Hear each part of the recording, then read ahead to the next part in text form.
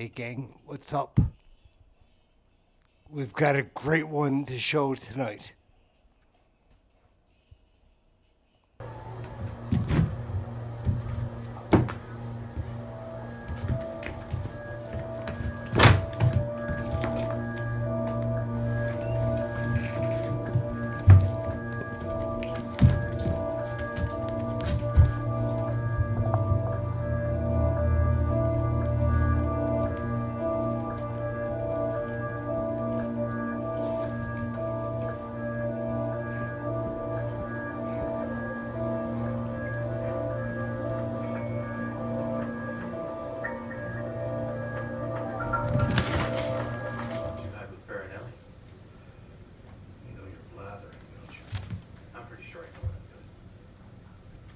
Remember that strange lunch you organized several years ago? There was that odd lobbyist. Yeah, authority always wins. But then it was all swept under the rug. No photos of you or him. A little while later, those pictures of you two started popping up all over it. You know what they say, don't you? Hey everyone, quiet down. There's a bulletin on TV. And now for this news flash. Can I say something to all the people who thought I was a loser, Jeff? So you want to vote for a pretty boy Canadian named Justin. What could possibly go wrong? I made a mistake, and I'm sincerely sorry. Oh, hello. Do you have a warrant to be here? Everyone has an opinion about Canadian federal politics. I know this place is where I am. No other place is better.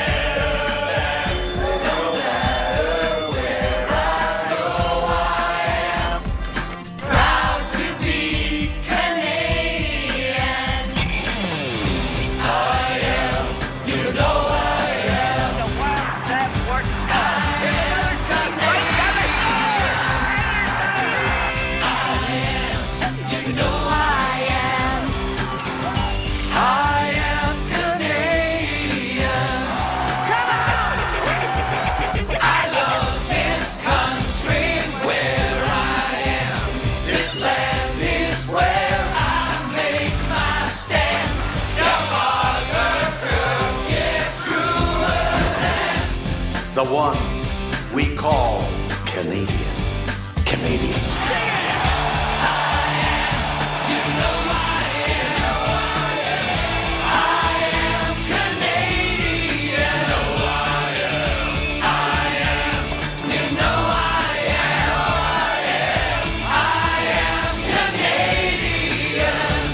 Everyone has an opinion about Canadian federal politics. Oh, yeah. All of us go to Florida. We don't necessarily Oh yeah, let's go to Florida, baby. register with the embassy. And so when you look at the number, it's just an indication, but that's clearly not the entire picture. Everyone has an opinion about Canadian federal politics. Oh, yeah. Hey gang, and it seems even Since October 7th, we've heard from the Jewish community from coast to coast to coast how much this was a problem. And we need to continue to fight every day, working with mayors across the country, working with premiers. And of course, we have, as a government, to do a better job. And we all have to do a better job, everyone in the House of Commons. And so we'll continue to denounce any form of anti-Semitism that is happening on our streets, in our schools, against hospitals, synagogues, etc. Why? Because we, as a government, believe also in the Charter, in the fact that freedoms need to be protected, not only freedom to speech, but also freedom from intimidation, violence, discrimination. Now, when it comes to the leader of the opposition, Pierre Poilievre himself, let me be clear. What we saw yesterday was the height of hypocrisy. Clearly, Poilievre is doing one thing and saying one thing, and he's doing another. I'll give you 3 examples. First, while he's saying that he's fighting anti-Semitism, He never condemned those who were waving a Nazi flag during the Freedom Convoy on this Parliament Hill. Why didn't he? Second, he cozies up to groups like Diagolon, who spread neo-fascist ideology across this country. Why does he denounce their anti-Semitism as well? And also, when his caucus met with far-right politicians from Germany that were downplaying Hitler's crimes, he kept them in his caucus, and they're still sitting next to him in the House of Commons. So clearly, what we're seeing is that Pierre Poilievre is about double standards, and he's about himself. Let's go to Florida, baby. His own political gain, and ultimately, he's unfit to govern this country. Here she is. Does she seem a little off to you here in the House of Parliament? That was just a scrum. Now we'll watch this. Honourable Leader of the Opposition. A year ago today, a sadistic and genocidal death cult, Hamas, carried out the biggest attack on Jews since the Holocaust and has 100 more hostages. Bring them home. Here at home, though, our Jewish friends and neighbors have been doubly victimized as anti-Semitic mobs take to the streets shouting, "From Palestine to Lebanon, Israel will soon be gone. There's only one solution: intifada, revolution." Will the government clearly and unequivocally condemn these genocidal chants from hateful mobs on our streets?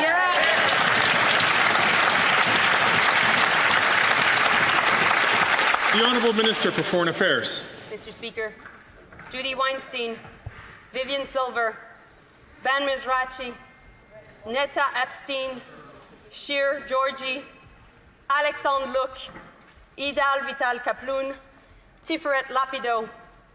May their memories be a blessing. It was my honor to have met with their families here at home and in Israel. And on the anniversaries of Hamas' horrific attacks, my promise to their loved ones is the following.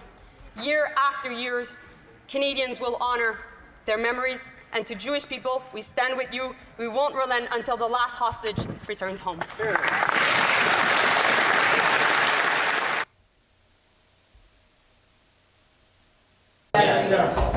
Okay, so the problem with Pierre Poilievre is that using the term peace is a taboo for him. We all know that what is required right now in the Middle East is peace and stability. That's what people in Israel want. That's what people in Gaza want. That's what people in Lebanon want. That's what people in the West Bank want. And Canada has had the same position for 30 years since the Oslo Accords, which is the one of a two-state solution, which Pierre Poilievre is actually against. And you know what? The Netanyahu government is also against. And Hamas is also against. Because Hamas wanted to launch the attack on 7th of October last year to make sure that that would not happen. And not only that, that the deal with Saudi Arabia would not happen. Also, they still have the hostages, and they haven't released them, and they're still in control of Gaza. And so our position is clear. We need to bring back peace and stability to the Middle East. We need, like I said, a ceasefire in Gaza and the release of hostages, and Hamas must lay down its weapons. We need a ceasefire in Lebanon between Hezbollah and Israel, and we need to make sure that ultimately we bring back peace and stability in the Middle East.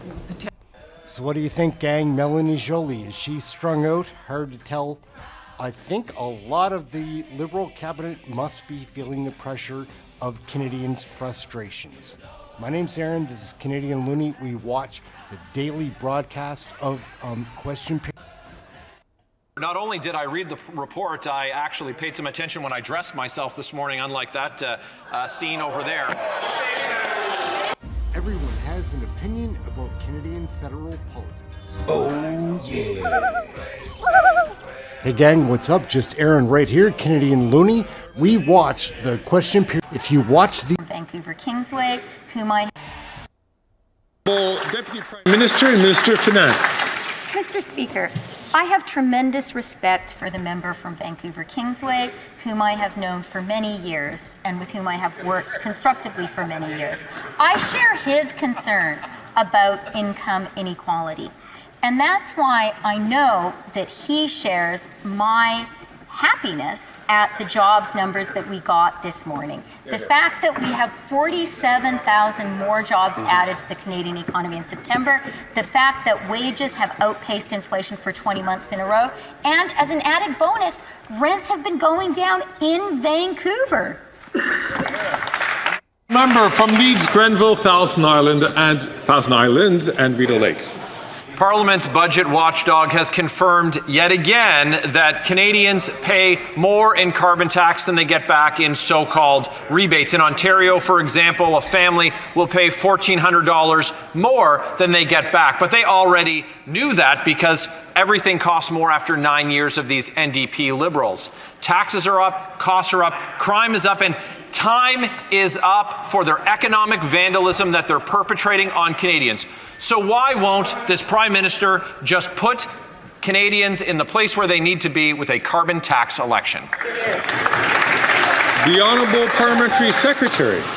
Mr. Speaker, he didn't read the report. It's obvious, because on page 1 of the report, it says right here that Canadians will see a net gain receiving more from the Canada carbon rebate than the total amount they pay in the federal fuel charge. Mr. Speaker, just flip to page 7. It's a bit long. I know the Member of Parliament might have a bit of a difficult time with a document like this, but the meaningless slogans don't matter. What does matter is that, broadly speaking, our updated estimates show larger net gains for average households right across income quintiles in backstop provinces compared to the previous distributional analysis.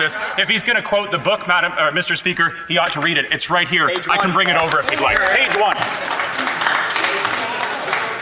Just going to ensure that we, of course, treat all members with the respect and dignity that all members deserve. The Honourable Member from Leeds, Grenville, Thousand Islands and Rideau Lakes. Well, Speaker, not only did I read the report, I actually paid some attention when I dressed myself this morning, unlike that scene over there.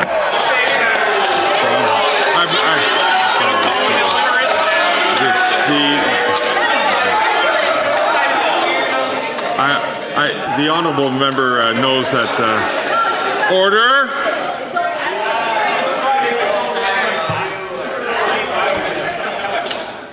Honourable Member from Milton will take a seat.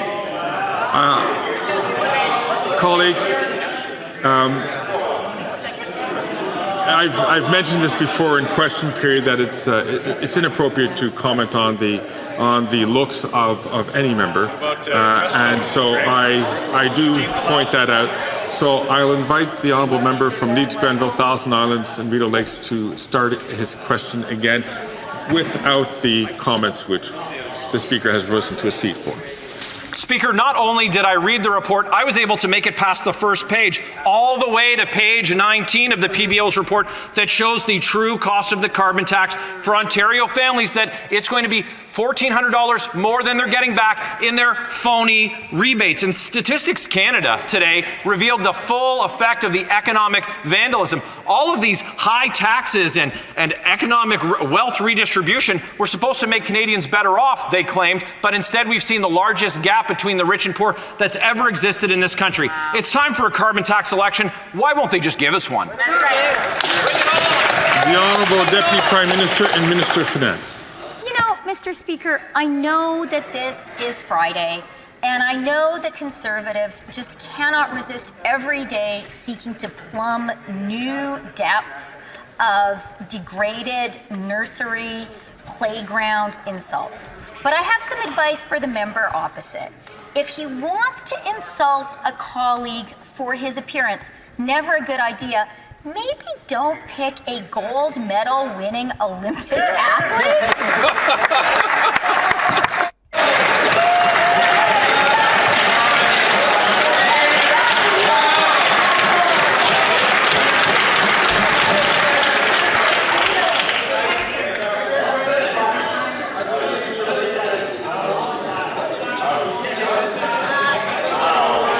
Order.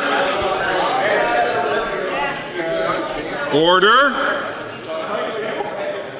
The Honourable Member from Calgary, Rocky Ridge. Well, Mr. Speaker, after 9 years, taxes are up, costs are up, crime is up, and time's up. This week, the Parliamentary Budget Officer once again reported that the carbon tax costs more per family than families get back in rebates. In Alberta, the carbon tax will cost nearly $2,000 by driving up the cost of gas, home heating and groceries, and nearly everything else. All 10 provinces don't like it, and Canadians don't like it. So when will the government call a carbon tax election?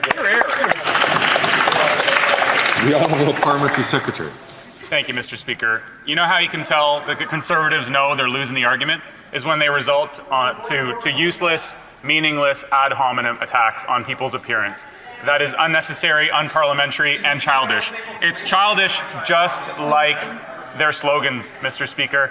They don't want to cheer on Canada's economy. They don't want to acknowledge that 47,000 jobs were added in September. They don't want to acknowledge that interest rates are down because inflation is down, and gas prices are down, and unemployment is down. And Mr. Speaker, the best part is our emissions are down too, because our plan is working. Canadians are working hard, and our economy is working for them. The Honourable Member from Calgary, Rocky Ridge. Mr. Speaker, I asked him a polite question and he didn't answer it, so I'm not sure what that response was about. I'll ask again and point out, though, that the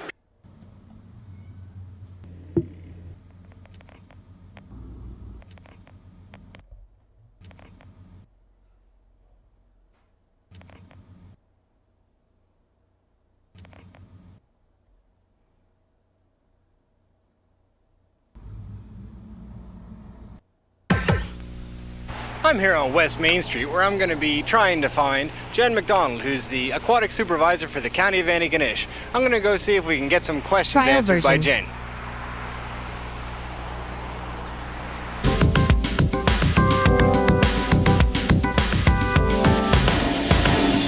Trial version. Welcome to the show, Jen.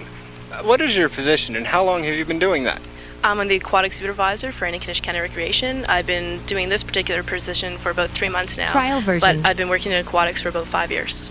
And how do you get certified to do the job that you're doing? It's kind of two different approaches. One, to be a water safety Trial instructor, version. I had to take 2 courses for that, and which was WSI 1 and 2, which have changed since it's a new program now. I've also taken my nationals Trial and version. Bronze Cross, Bronze Medallion to become a lifeguard, so that's what I have.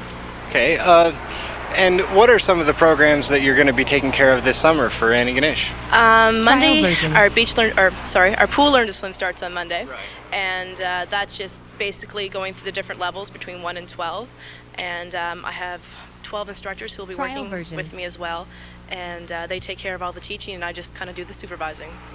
Now, a lot of people would be familiar with the old Red Cross program with the Trial version. yellow, orange, blue, green, gray, white. And I know that the program has changed. So what's been updated and how is the new program different? Well, I feel that the program has changed for the better from Trial the version. Red Cross program, the Colors program, to the new AquaQuest program.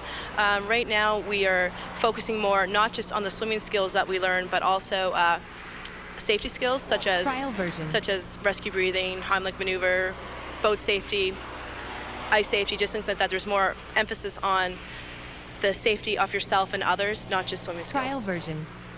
If the kids missed out on the first program that's going to be run out of the pool, what else can they do to get involved in a swimming program? Well, if they're from the county, we have various locations version. around the county that we're offering Beach Learn to Swim. One starts July 20th to August 4th, and that's at Bayfield and Cape Jack. Another one starts on August 6th, and that runs to the Trial 20th of version. August, and that will be at Loch Harbour and Pumpkett, Airseg, and Cape George. Okay, and what people would be running those programs, and how do they learn to become instructors? Trial version. They'll be the same, more or less the same people who are working for us at the pool. Same kind of deal. You just get your instructors, and Trial you can come work version. for us. How would you go about becoming an instructor? Like, is there a number to call, or are you the person to get in touch with? They can get in touch with me. I do the instructor courses in Trial Antigonish. version. There will be an Aqua Leaders course, which is now a prerequisite for your instructor course, and that will be in December. I'm not too sure of the dates yet, but check back.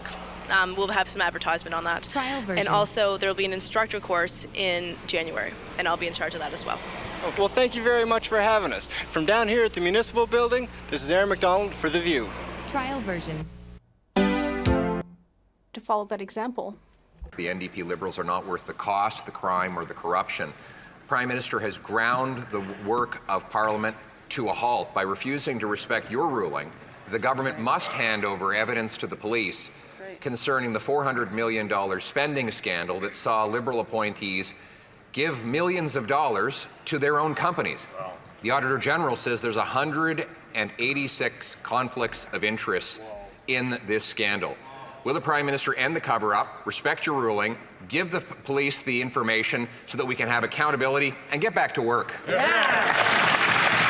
Honourable Leader of the House in the House of Commons. Thank you, Mr. Speaker. Well, it's demonstrably false what the Leader of the Opposition is saying, because your ruling was to send this matter to the House and Procedure Affairs Committee for more study. And so, in fact, it is only the Conservatives that are now obstructing their own obstruction, because they don't want this to go to committee, because it would demonstrate that they are trying to upend charter rights and override police independence. Thank you, Mr. Speaker.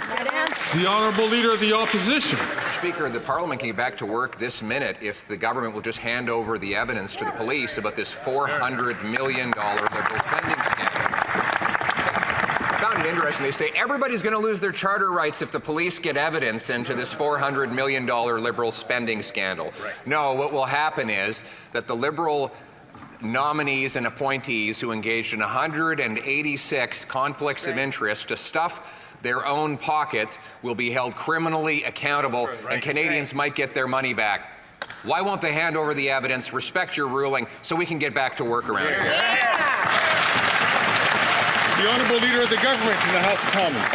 Mr. Speaker, what's interesting about this is that there's actually proof that the Leader of the Opposition is saying is false, because in your ruling you said this matter needs to go to the House and Procedures Affairs Committee for further study, because this is unprecedented in what the Conservatives are putting forward, because, as the RCMP mentioned, it would upend charter rights and it would blur the lines between judicial and legislative independence. Mr. Speaker, the Conservatives can follow your ruling and we can all go back to work, which is what exactly the Canadians want us to do. Thank you.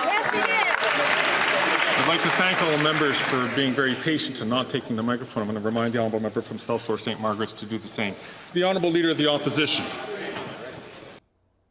In front of St. FX, a lot of the buildings at St. FX, and I'll be having a chat with Tim McIntyre. He's a student union president, and I know there's a lot of things that are changing at this school, so let's go check him out.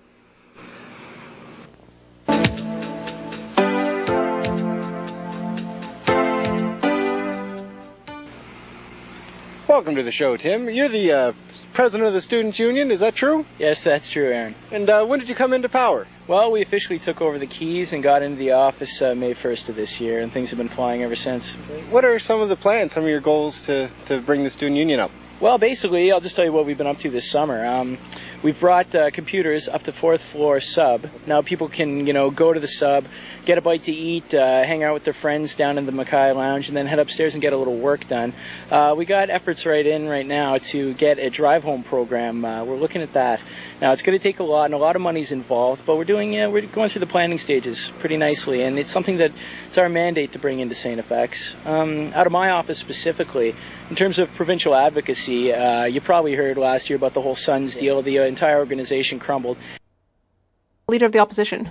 Conservatives would have liked to be working today to counter the doubling of housing costs this Prime Minister has caused, or the record food price inflation, which has been 36% higher in Canada than in the US. But unfortunately, the Prime Minister has paralyzed Parliament by refusing your ruling directing his government to turn over evidence in the $400 million green slush fund scandal that the Auditor General says involves 186 conflicts of interest. Wow. With the chair of the fund found guilty, what has he got to hide? The Honourable Leader of the Government in the House of Commons. Mr. Speaker, the Leader of the Opposition is not being truthful with Canadians. It is the RCMP Commissioner himself who said the RCMP's ability to receive and use information obtained through this production order and under the compulsory powers afforded by the Auditor General Act in the course of a criminal investigation could give rise to concerns under the Canadian Charter of Rights and Freedoms. It is therefore highly unlikely that any information obtained by the RCMP under the motion where privacy interests exist could be used to support a criminal prosecution or further a criminal investigation. Mr. Speaker, let's get this. The Honourable Leader of the Opposition. This is a $400 million scandal involving Liberal appointees giving millions of dollars to their own companies, and the minister's story is now changing. Yep. Last week, she claimed that the government had given documents to the RCMP. This week, they claim that if they gave documents to the RCMP, it would cause the Charter of Rights to come crashing down. It sounds like there's a new story every week to justify paralyzing Parliament to cover up the truth. What is in these documents about this $400 million scandal that the Prime Minister is so afraid of? The Honourable Leader of the Government in the House of Commons. This is a typical witch hunt from the Leader of the Opposition to go after people who have nothing to do with this. These are files such as personnel files that contain private information of individuals who have nothing to do with what is going on. Mr. Speaker, it is the RCMP and the Auditor General themselves who raised concerns with this motion, and it is the government's view that we should send this to committee so that we can get on with the important work of this House and protect the rights of Canadians. The Honourable Leader of the Opposition. A witch hunt. The Ethics Commissioner appointed by this government has found the chair of the fund in violation of the law. The Auditor General, also appointed by this government, says there were 186 conflicts of interest involving Liberal appointees giving millions of dollars to their own companies. $400 million. Potential criminality, according to the main whistleblower in the scandal. Any other employer would voluntarily turn over all the evidence to the police if it had been ripped off by its own staff. What is the Prime Minister hiding? The Honourable Leader of the Government in the House of Commons. Mr. Speaker, if and when the police request that information, it will obviously be handed over because that is proper judicial process.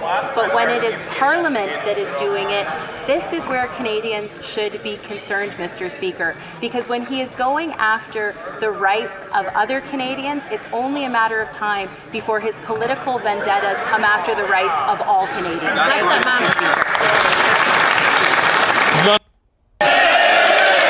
The Honourable Member from Regina Capel. After 9 years of this Liberal Prime Minister, Canada has experienced a shocking rise in anti-Semitism and an increase in hate crimes of 165%. His divisive politics, where he pits one group of Canadians against another, only makes matters worse. It also doesn't help that he takes years to list terrorist groups to the list of banned organizations, allowing them to fundraise and recruit here in Canada. This one should be easy, though. The Houthis are attacking civilian ships and innocent civilians. Our allies have already banned them. So will the government do the right thing and list this group as a terrorist organization today?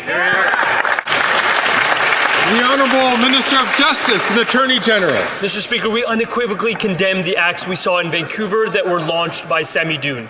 Acts like burning the flag, chanting death to Canada, acts like denying the events of October 7th and celebrating terrorism are unacceptable in this country. With respect to Sami Doon, we heard the Minister of Public Safety reference this yesterday. We've asked for an expedited review because decisions of this importance are always made on the advice of national security agencies. The Honourable Member from Regina Capel. They continue to drag their feet, Mr. Speaker, but there's been another blow to the Prime Minister's carbon tax scheme. A new report from the Parliamentary Budget Officer shows yet again that Canadians are worse off under this tax. Here's what the total bill will be when the NDP Liberals finish quadrupling this tax. It'll cost people in Ontario $1,400, $1,500 in Newfoundland, and a whopping $2,000 in Saskatchewan. Canadians are already struggling with higher costs, higher groceries, and higher mortgage rates. The last thing they need is another bill from a useless carbon tax. If the government's so sure that Canadians support the tax, why not let the people decide in a carbon tax election? The Honourable Minister of the Environment and Climate Change. Mr. Speaker, let me read you the first paragraph of the PBO's report. And I quote, considering only the fiscal impact of federal fuel charge, PBO estimates that average household in each of the backstop provinces in 2030-31 will see a net gain, receiving more from the Canada Carbon Rebate than the total amount they pay in federal fuel charge and related GST, Mr. Speaker. The Leader of the Opposition should apologize to Canadians for misleading them all these months.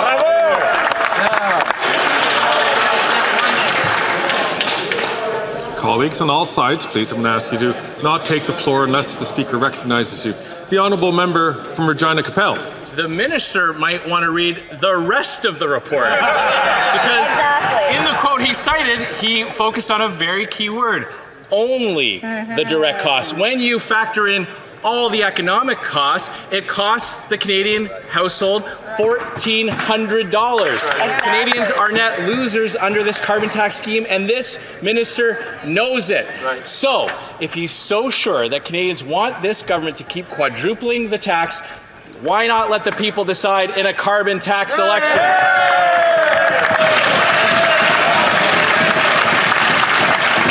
The Honourable Minister for the Environment and Climate Change. Let me read you another paragraph from the report, Mr. Speaker. Moreover, in 2030-31, for all backstop provinces, we estimate that the average household in each income quintile will see a net gain, except for average household in the highest income quintile, Mr. Speaker. You know what the Leader of the Opposition is doing? He wants to take money away from the middle class and poorer Canadians to protect his rich CEO friends. That's what he's doing, Mr. Speaker.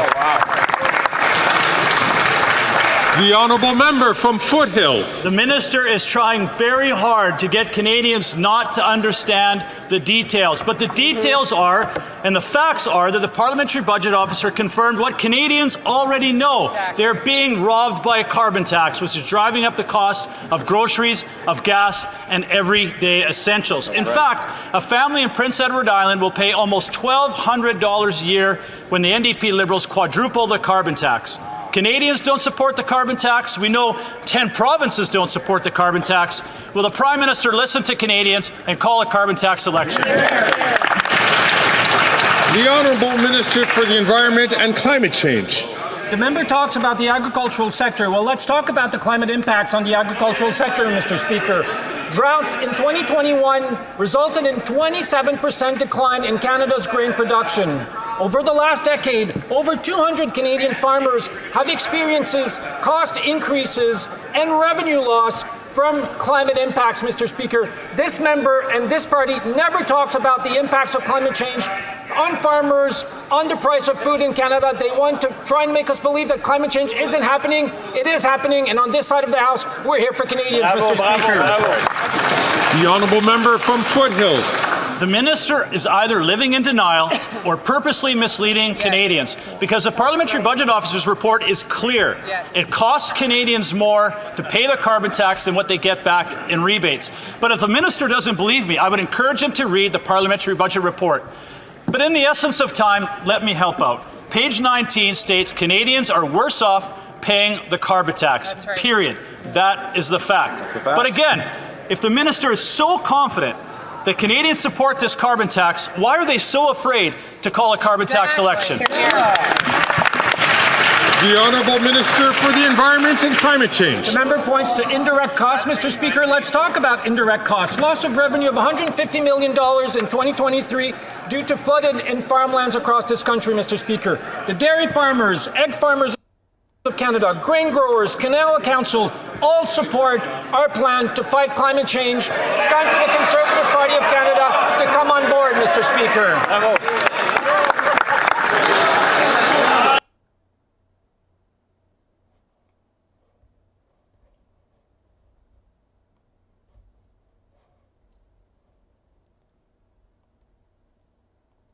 That's a weird one.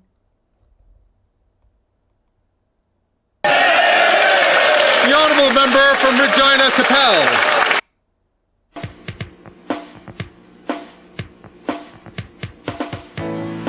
In this episode of Plugged In, I'll be stopping by CACL to see Patty Smith, who's an administrator with that program. And then I'll take a shot to St. FX to visit with Tim McIntyre, who's got a whole lot of new things going on with the St. FX Students' Union. And then I'll be seeing Ray Fennell at the Tourist Information Center. To wrap things up, me and Amy Mc... In front of St. FX, a lot of the buildings...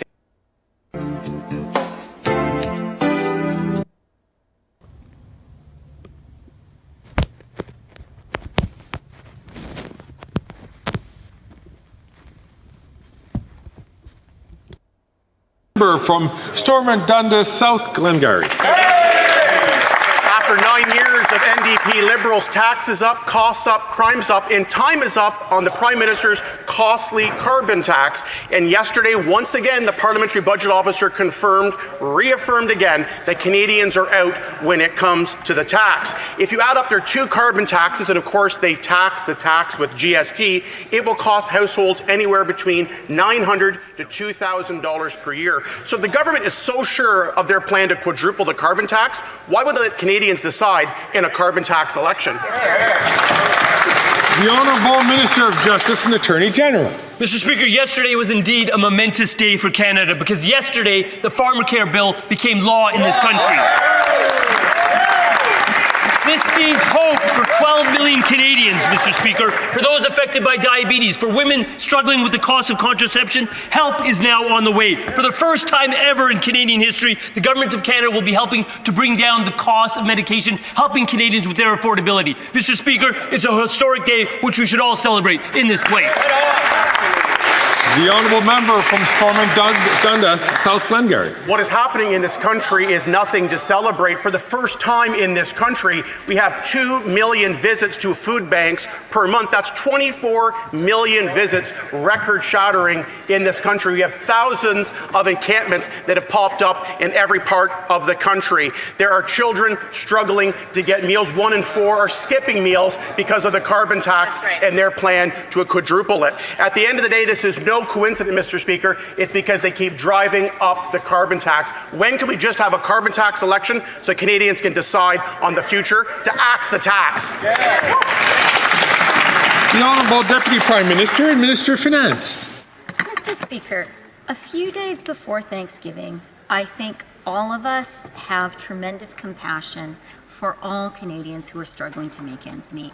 But on this side of the House, we know that the best guarantee of a good life for a family is a good job. And that's why we want to celebrate the fact that we learned this morning that in September, Canada added 47,000 new jobs.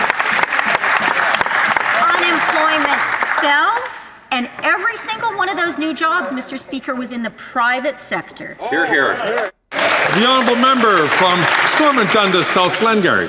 Well, yesterday's report from Stats Canada was nothing to celebrate. They confirmed that income inequality after 9 years of this NDP Liberal government has never been higher. The gap increased by 50% between the richest and poorest Canadians, the highest it's ever been on record. And after 9 years, when this Prime Minister promised to help the middle class and those working hard to join it, there are now millions of Canadians that will never be able to join the middle class because of their ever-increasing taxes like the carbon tax. Why can't we have a carbon tax election for Canadians to decide if they want to quadruple the carbon tax or axe it entirely? The Honourable Deputy Prime Minister and Minister of Finance. You know, Mr. Speaker, the only party in this House that voted against tax fairness has a lot of gall getting up and talking about income inequality. We are the party that fights every single day for the middle class. And that's why, Mr. Speaker, I'm happy to say that part of the jobs news we had today was wages. Wages have now outpaced inflation for 20 months in a row. Hear, hear. A good job at a good wage, that is a recipe for middle class success in Canada. Then I have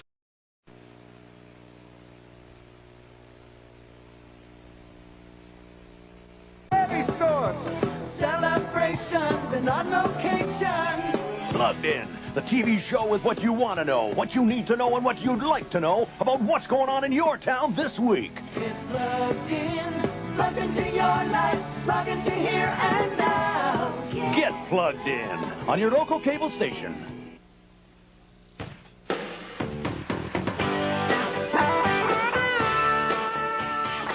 On this, the premiere episode of Plugged In, I will be interviewing Angela Stewart, County of Antigonish Public Relations Director, and Darlene Halfpenny, Town of Antigonish Promotions Officer, to find out what events they'll be involved in this summer. Okay, today we're here in front of Town Hall, where we'll be interviewing Darlene Halfpenny and Angela Stewart. Angela Stewart is the County of Antigonish Public Relations Director, and Darlene Halfpenny is the Town of Antigonish Promotions Coordinator. They've been working on several projects, including Jesse's Journey. Jesse's Journey is a fundraising walk across Canada for genetic diseases, including muscular dystrophy. Let's go to the interview right now.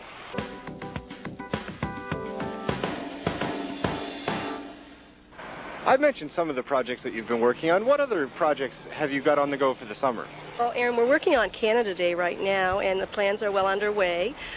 This year, the town and the county are going to be working together on Canada Day, which is sort of something new. And the Canada Day Committee has planned a very interesting itinerary for families. We think it's going to be really family-oriented this year. We're going to begin the day off with a pancake breakfast at St. Ninian's Place, and that's going to run from 8:30 till 10:30. And then you can scoot on down to the Antigonish Heritage Museum. That's going to be open for the day, basically, and check out genealogy or whatever of interest there. And then we're going to basically have the ceremony is going to begin. The little parade will proceed from the gazebo at about 12:45 and end here at the steps of Town Hall, where we'll begin the official ceremony, the flag raising, and basically the recognition of the citizens of Antigonish. And this year something new, the county as well is going to be coming in on that. We'll be recognizing the citizens of town and county that have done outstanding work. From there we're going to, from 1 to 2, it's going to be a really wonderful performance down at the Columbus Field, where we're going to have J.P. Cormier on stage. And as well, we hope to have a barbecue going on and some children's events at the same time, so that the parents will have some activities for the kids and they can enjoy the concert. So it's going to be a nice full day, and of course ending with the fireworks over at the regional field. And that's going to be our culmination of the evening. And you, Angela? Yes, as Darlene mentioned, the county has become very involved this year and has financially contributed to the fireworks to make it a bigger and better display. We're hoping that it's going to be a great turnout, but it usually is. Another thing that Darlene mentioned was the recognition of citizens. The county is going to recognize 3 citizens who have contributed to the community in a positive way with volunteer work or whatnot. So they will be recognized at the ceremony and be presented with some kind of a plaque or something. Okay. And the other thing that the county wanted to do for Canada Day was possibly have a tour of the land at the Antigonish Landing, possibly a guided tour of the Antigonish Landing, showing the wildlife and things like that there. And everybody knows that the Highland Games are approaching very quickly. What parts do the town and county play in it? Well, we're going to be working on several different things. We're going to have a downtown mini mall this year, which is going to bring in some unique art. We're going to have a stage set up with musical entertainment, a lot of Celtic flavors on the street, and it's sort of a little Cayley. We're also going to have unique art and artists and different cultures going on, different displays, cultural displays on the street. So it should be quite interesting. Yes, the county would also like to take part in that event, having all the various cultural groups to attend. There will be a stage set up on the main, where the different cultural groups, such as the Dutch community, the Acadians, the Coady International Institute, the Mi'kmaq community, and the African Canadian, any African Canadians groups that would like to come and maybe show their art or their clothing or their music, dance, etc. And speaking of the Mi'kmaq community, I'd like to just make the public aware of National Aboriginal Day, which is being recognized as June 21st. the Afton First Nations are planning some kind of event for National Aboriginal Day, although I'm not sure what exactly their plans are as of yet. So they had built a youth center out of straw bales, which is very interesting. It was on the news, and the casket covered the story as well. So they really encourage the public to go out and see that they're building. They're very proud of it, and they put a lot of work into it. So we would actually encourage anyone who's interested to contact myself at 863-4479 or Darlene at 863-2143 for more information or if they want to participate.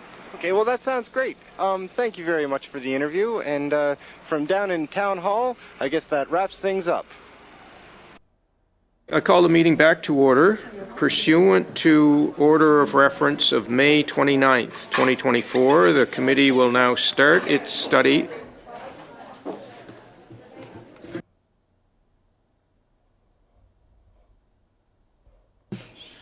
Welcome for them to have that say. The changes introduced in Bill C-47 are unacceptable and will lead to irreparable harm to the natural health product industry and the 32 million consumers in Canada. 80% of Canadians use natural health products. Businesses will close, innovation will be stifled, investment will dry up, Canadian products will disappear from shelves, made in Canada choice will be replaced with unregulated foreign mail orders, and we are talking about a $5.5 billion industry that generates over $200 million in GST. It employs 54,000 people directly from manufacturing to retail, and this does not even include the members working indirectly in the industry's jobs such as packaging, shipping, and so on. I believe that Canadians have the right to make the health choices that are best for themselves and their families. I also believe that businesses should not shoulder the heavy cost of an ever-growing bureaucratic empire. We know that existing regulations on health supplements already keep Canadians safe. This additional red tape is about giving more power to Ottawa, not protecting Canadians, and that's why I've introduced my bill, C-368, which will amend the Food and Drugs Act and take us back to the laws and regulations prior to C-47. That it aims to safeguard the rights of Canadian consumers and ensure the availability of safe and beneficial natural health products that Canadians rely on. By supporting this legislation, you will be pushing back against governmental overreach and protecting the rights of entrepreneurs and consumers in the health product market. Together, we can ensure that Canadian businesses are competitive and that Canadians' access to safe supplements is protected. But before we go to the round of questionings, I would like to just refute some claims that some of the detractors of my bill have stated. The first is that the industry is not a safe one. If anything, our existing regulatory system is one of the best in the world. I would like to quote the IADSA, the IADSA, the Global Association for the Food Supplement Sector, in a letter they submitted to this committee. Up to now, and I quote, Canada has been a world leader in the regulation of dietary supplements. We fear that the proposed changes to Canada's regulatory framework for natural health products risk creating an environment that could stifle the industry and limit Canadians' access to high-quality supplements. The IADSA has always promoted the Canadian model as the global reference point for governments across the world who are creating or redeveloping their regulatory systems. This Canadian model is recognized as providing consumers access to products which are safe and beneficial while fostering innovation and supporting investment in the sector. And they're not talking about the Bill C-47 changes, they're talking about before Bill C-47. So next, Health Canada has paraded out an Auditor General's report that claims that hundreds have become sick from natural health products. Notwithstanding the fact that therapeutic drugs harm a magnitude more people than natural health products, this statistic is simply not true. Deloitte conducted an audit of the industry that shows that, in fact, very few people have had adverse effects from natural health products, and there's a general theme to be observed here. Health Canada makes claims they cannot support, provides no documentation to support their claims, and are quickly debunked with any real data. Another line of attack on my bill was the changes to the Food and Drug Act were necessary to stop the sale of nicotine pouches. This is simply not true. Nicotine pouches should never have been categorized as a natural health product, nor did Health Canada need to give them a natural health product number. The Minister of Health already has the powers he needs to fix these issues, including issuing a stop order, so why the need for these ever greater powers? The last claim is that self-funding model is needed to pay for the expanded bureaucracy. The Directorate at Health Canada is now $50 million. This industry generates over $200 million in GST alone. One could just assume then that the self-funding model is nothing more than a tax grab. If I am to leave you with one salient point, it's that the Minister has given himself unchecked power with C-47 and C-69 to deem any product non-compliant, even if the scientific evidence does not support that claim. Couple this with the fact that under Vanessa's law, non-compliance can result in $5 million daily fines. Natural health products, small and medium enterprises are understandably feeling the chill of a government with unchecked power. This once stable, safe, and renowned industry is being destroyed. As MPs, it is our duty to fix the mess that C47 has created, and I urge all of you to pass my bill, go through the study, pass my bill unamended, and send it back to the House of Commons as quickly as possible. Thank you, Chair. Thank you, Mr. Calkins. We'll begin rounds of questions with Dr. Ellis for 6 minutes. Well, thanks very much, Chair, and thank you to you, Mr. Calkins. Obviously, you came very well prepared, and I think that is the testimony that we heard back during the original debate around Bill C-47. We heard that exact testimony. You know, if I might, I think, and I would like to hope that all of the members of the committee have had the opportunity to read this report by Deloitte, and it's a telltale report, of course, underlying very clearly that they were unable to find any deaths due to natural health products. And in my reading of this, perhaps 32 hospitalizations in 3 years due to natural health products. So their safety record, as you outlined very clearly, Mr. Calkins, is quite excellent. That being said, you know, one of the things that we all received as members of Parliament is considerable amount of correspondence from Canadians. Maybe you could talk a bit about that, and the other important part, I think, is related to how many female entrepreneurs are actually in the natural health product industry and how important that is to their success as individuals.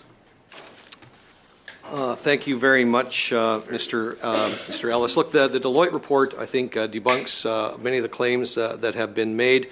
Natural health products are proven to be safe and effective. You don't have to go very far to find somebody who's concerned about this.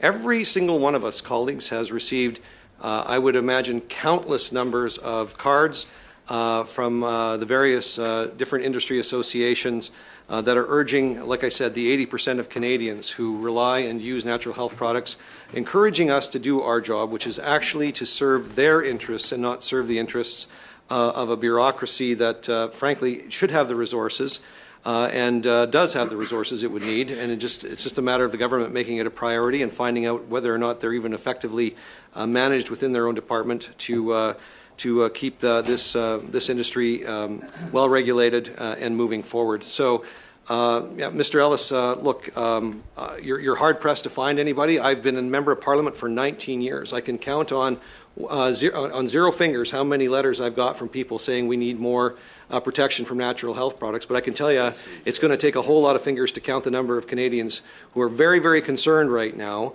about this new regulatory regime that's coming in, the self-care framework that Health Canada wants to implement, directly opposing all of the advice that parliaments have been given, and including the report from back in 1998, that natural health products are more closely aligned and should be treated like food, not as therapeutic drugs. And I would just leave that with the committee. Do what the Canadians who have wrote you have asked you to do, and support the bill.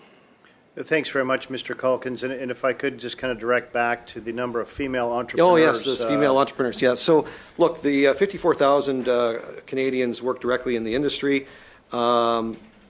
You know, there's been no gender-based analysis on this. Over 80% of the consumers of natural health products are women. 90% of practitioners in the industry are women.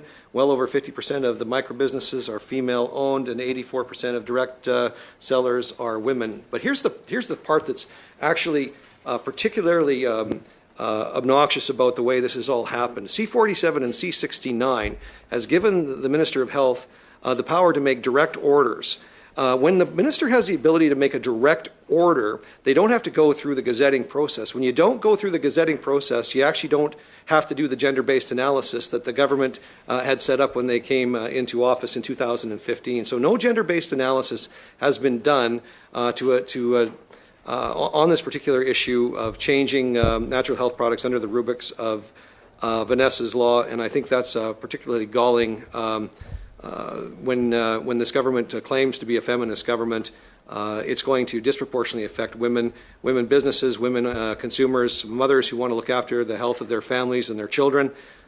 People who are looking after their own health should have as much choice and options available to them. And the community's frustrated, Mr. Ellis. Thanks very much, Mr. Calkins. You know, it's interesting when you look at some of the research done, and this is perhaps older statistics, but, you know, 3,300 seniors alone died due to prescription pharmaceuticals, and millions are hospitalized and harmed every year. You know, certainly if we look at those numbers in comparison to natural health products, as I mentioned, 32 people from all walks of life and all age ranges may have been harmed due to natural health products in 3 years, which would mean, you know, we're about 10 a year if we want to do the math, as opposed to seniors, only 3,300, at least 3,300 died due to pharmaceuticals. Do you think that that means then the government should make an attack on the pharmaceutical industry and make the restrictions there more stringent? Is their approach misguided?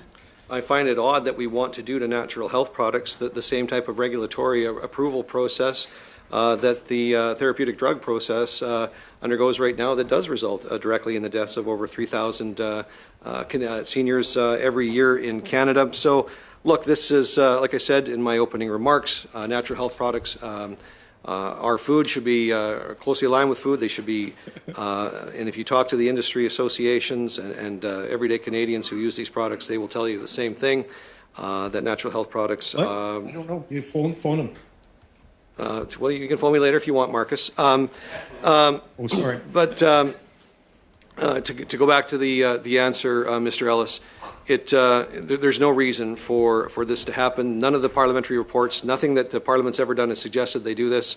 And the government has 15 years after a previous government fell into the same trap. They're doing the same thing all over again. But the problem is this time there's no course correction other than through my private member's bill.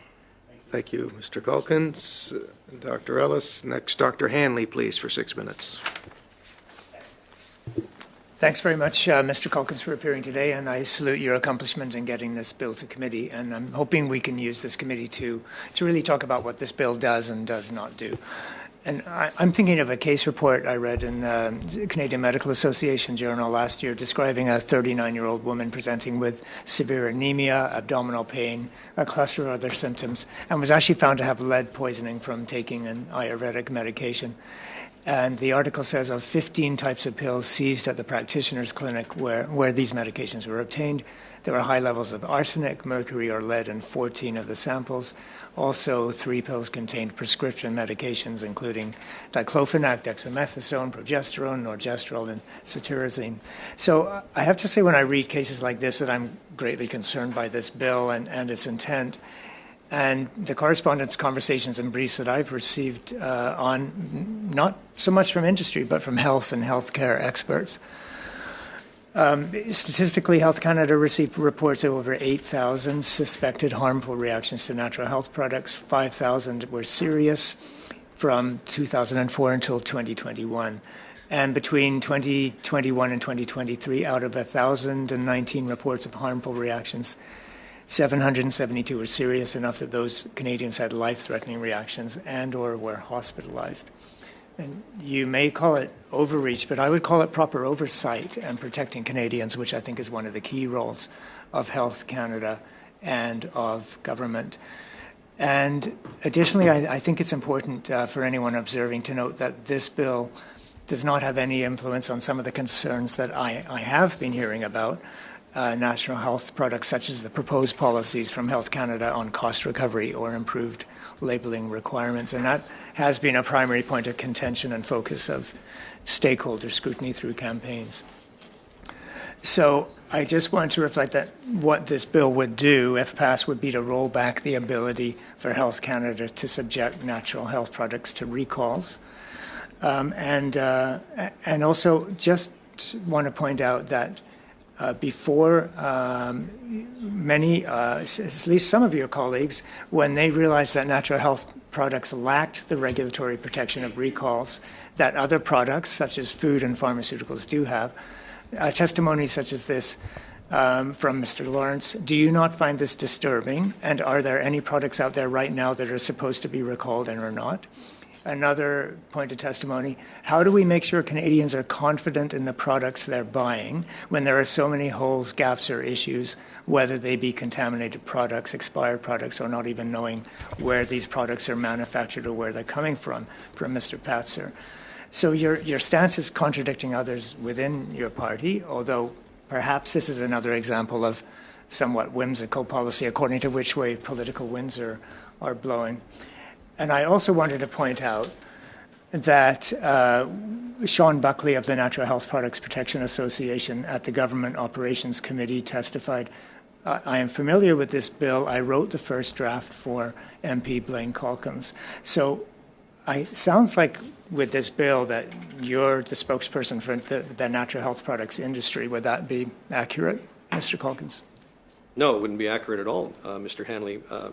Mr. Buckley has his own opinions about things. I had a bill drafted by the legislative drafters here. I asked Mr. Buckley if he would send me what he thought the bill should be. When he sent me his bill, it looked virtually identical to what the legislative drafters here at the House of Commons presented to me. So to suggest that I work for Mr. Buckley would be not only wrong. As a matter of fact, the first contact I had with Mr. Buckley was when I just asked him to send me what he thought the bill should be. And that's when I compared, because he has experience as a legislative drafter previously in his career. So, but you'll have plenty of time to, I believe, cross-examine Mr. Hanley. Look, Mr. Buckley, look, Health Canada already has more powers than the ability to recall. The industry is asked many times to have product recalls. I'm not aware of anybody in the industry that's refused a voluntary recall, but let's review the powers that Health Canada currently, or had before Bill C-47. They have the ability to stop a sale. That would stop the problem with the Ayurvedic medicine that you're talking about. They have border power for personal use imports. They have the ability to seize any product that they want. They can revoke a site license for any of the sites that would have had Ayurvedic medicine that was being sent out. That includes manufacturers, packages and labels, and importers. They can mandate a label change anytime they want and add any warnings they want to products. They can inspect any site license. They can inspect any product. They approved every natural product number that's out there, and they can revoke a natural product number. Mr. Calkins, I only have a minute left, so if it's not being done, then you asked a very lengthy question. Yeah, you have another 45 seconds. The mandatory recall, as far as I'm concerned, Mr. Leslie, is a red herring. And the existing protocols are already in place. The real question you should be asking your minister is why isn't the staff in his ministry actually using the powers that they have to bring non-compliance into compliance? Thank you. And the last 30 seconds, I just want to point out the concerns of many who have written to me or who have written briefs to this committee. Canadian Medical Association, Dr. Joss Reimer, who I actually just met with yesterday. Canadians should be able to make decisions about their health care, including having access to natural products that are safe and live up to any claims they have regarding health benefits. She goes on to say, this is why we recommend leaving natural health products under the definition of therapeutic products. The alternative is far too risky. Brief answer, if you could, please, Mr. Calkins. Look, the International Association says that Canada, prior to Bill C-47, was the gold standard that the rest of the world should be achieving. Why would anybody at this table want to undermine that, Mr. Hanley? Thank you. Monsieur Thériault, pour 6 minutes, s'il vous plaît. Merci. Monsieur Thériault for 6 minutes. Thank you, Mr. Chair. Thank you, Mr. Calkins, for your presentation. Thank you for the bill. I've been here for 9 years.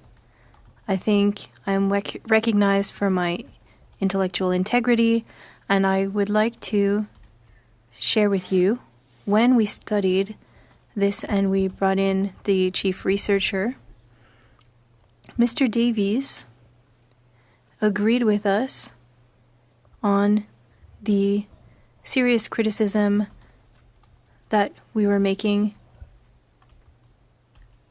with changes to natural health products. I say this because you started by saying that the Liberals and the NDP voted for C-47. And I'm not doing this for my colleague next to me, but when we're talking about a private member's bill, we should try to bring everyone together. And what was unfortunate with C-47 was that it was hidden in an omnibus bill. There were provisions hidden in such a bill. Governments often do this. You've been in Parliament for 19 years, so I'm sure that you've seen Conservatives do this as well. I say this because it's important to note that on this side of the table, we had constructive criticism. and we shared a point of view on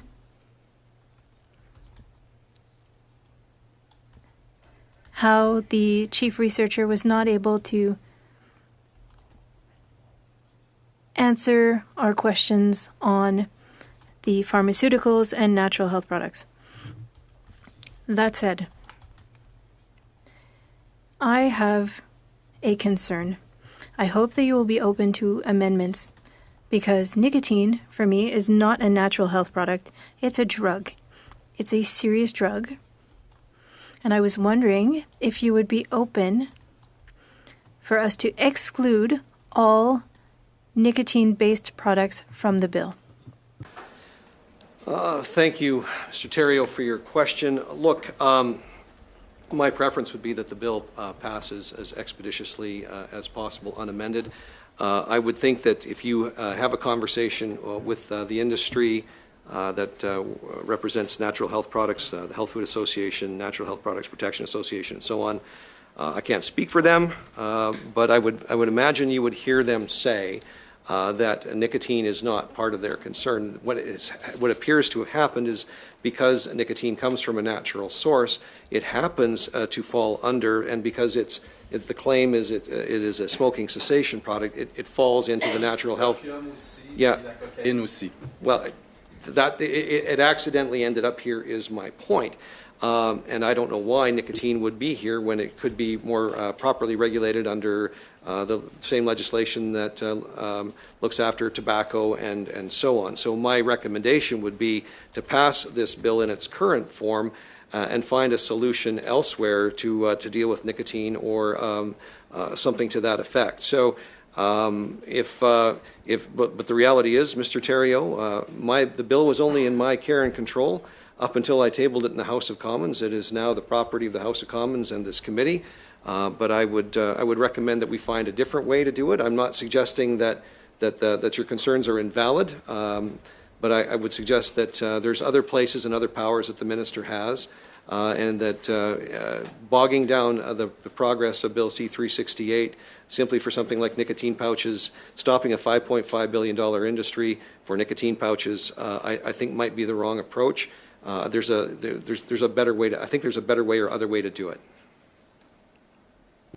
Bon, alors je comprends que vous n'êtes pas ouvert à un amendement. I understand that you're not open to an amendment. I'm not excited about an amendment, but it's up to you guys to decide if it gets amended. I'm just stating my preference. D'accord. Ben, en fait, c'est clair qu'on va... It's clear that I will be making that amendment because it's an issue with the bill. There is lobbying against the bill, and we will hear that the bill doesn't make sense because nicotine products like Zonix will be sold without any restrictions, because we won't be able to recall products. How much time do I have left, Mr. Chair? 45 seconds. All right. I would also like to know what your understanding is of recalls. Because when we want consensus on a bill, and we want it to be adopted, we want to see what can bring people together. I believe that the industry is very careful with the products on the market, but I don't think that they have concerns regarding recalls with a problematic industry. And I think that we should be open to the idea that recalls be more than on a voluntary basis. That's my comment because I think I'm out of time, Mr. Chair, but I will come back to this later. Thank you, Mr. Theriault. Next, Mr. Julian for 6 minutes, please. Thank you very much, Mr. Chair, and I congratulate you, Mr. Calkins. You have a long experience in the House. almost 20 years, I believe. Came about at the same time. Yes, yeah. And the fact that you've brought the bill this far is an exception in terms of private members' bills, and you're obviously responding to a very, very clear need. There is no doubt that the issue of natural health products is something that bears much closer examination. That is why I voted for the bill, and the NDP voted for the bill to get it to committee so that we can do this more extensive examination. You didn't mention in your introduction, but I think it's fair enough to reference that this is the third time that we've had bills that have an impact or a potential impact on natural health products. I'm referencing, of course, since we've been in the House of Commons, Bill C-51 that was brought forward by the Harper government. It was, in the end, not adopted, and then Bill C-17, Vanessa's law. Both under the Harper government, we now have the most recent legislation that has been brought forward. And I think your very eloquent reference to the importance of the industry and the importance of natural health products to preface your initial statement, I think was absolutely valid. We've been going around in circles on this, and the industry obviously needs some assurance that what will be put into place is something that will benefit the industry and benefit the consumers. And I count myself as one of the consumers of natural health products. In fact, I take magnesium because my doctor prescribed it. It makes a difference on the long hauls that we take and that I will be taking shortly to go back to BC. Yes, yeah, absolutely. So this is important. We've had a number of different iterations of the bills. And my first question to you is, how do we get the balance right to ensure that we are actually benefiting the industry, making sure that consumers have access to important natural health products, but to ensure as well that there is some oversight? Yeah, that's a good question, and thank you, Mr. Julian, for your question. You're exactly right. So here's how it played out. Bill C-51 was brought forward. I don't think the industry responded well to Bill C-51 back when that happened. So the right thing to do when Parliament or a government in the House of Commons makes a mistake is to step back, say, what have we done? Consult with the industry, consult with the stakeholders, consult with people who are going to be affected by this. Mr. Julian, if the claim that 80% of Canadians, and you asked me a question during the debate on C-368, whether or not I take these products, you and I are part of the 80% of Canadians who take them. As a matter of fact, you and I both take magnesium, which is very understandable considering the lifestyles and the work demands that we have. But that's how you do it. You do it by engaging. And what's missing in this particular case is the fact that the government did make a misstep with C-47. And the misstep is that they didn't consult with the industry, that it was tucked into a Budget Implementation Act. It passed basically with no discussion. I don't recall anybody in the debate on the C-47 even raising the issue, because it was just 4 little lines in this great big omnibus piece of legislation until people figured out what was actually going on with the implementation of the self-care framework. And then the industry came forward and asked the government, similar to what they did with C-51 and C-17, to take a step back, consult the industry before moving forward. And that's how you do things in a constructive way. What I've seen happen here is the government has not only dug in on C-47, but they've doubled down on it in Bill C-63, or is it C-16? I can't remember which one it is, the next Budget Implementation Act, giving the power to Health Canada and to the minister to make immense changes to the industry. And to my knowledge to this day, the industry has not been consulted by the minister who's been responsible for making those last 2 changes. How can you build goodwill and get to a place where everybody is happy, where Canadian consumers are happy, where the industry is happy, and where the government can provide adequate oversight? Because nobody's arguing that there should be no oversight. We're simply saying, and the industry is saying, and Canadians are saying, there was not a real big problem with the way things were. And if there is a few small flies, we don't need to swat them with a sledgehammer, and that seems to be what's happening. So my recommendation would be passing C-368, taking it back, and then if the government does have some legitimate problems, start all over again, start working with the industry on a broader level, do consultations before making this kind of a misstep again, because we've riled up thousands, millions of Canadians with this, has been evidenced by the cards that we've received, and rightly so, Mr. Julian. And our job as members of Parliament is to work on behalf of Canadians, not to work on behalf of the government. Thank you for that response. Now, Mr. TRUDEAU asked you about nicotine-based products, and you've obviously heard the concerns that have been raised to this committee and more broadly about nicotine-based products. You have said this is now given to committee to work on, and we do acknowledge that you're saying you'd prefer no amendments, but you do understand why we might be considering amendments of that nature. Well, briefly, please, Mr. Yeah, Hawkins. so I'm sure there's going to be some people come forward and propose that this is the place to do it. But what happens, Mr. Julian, is if we make amendments now to do a carve-out for something like nicotine pouches, which I don't want to get into the pros and cons of nicotine pouches, but then we set an entrenchment of the changes that have been made in Bill C-47 into law. And I think what we really should do is just pass the bill, go back to the drawing board, and have a conversation with the industry, let the industry decide, or at least have a say in the matter of which way it wants to go in the fork in the road. Because I can't, like I said, I don't speak. You'll have them as witnesses. For the industry will come and tell you. I don't think they're going to defend nicotine pouches per se.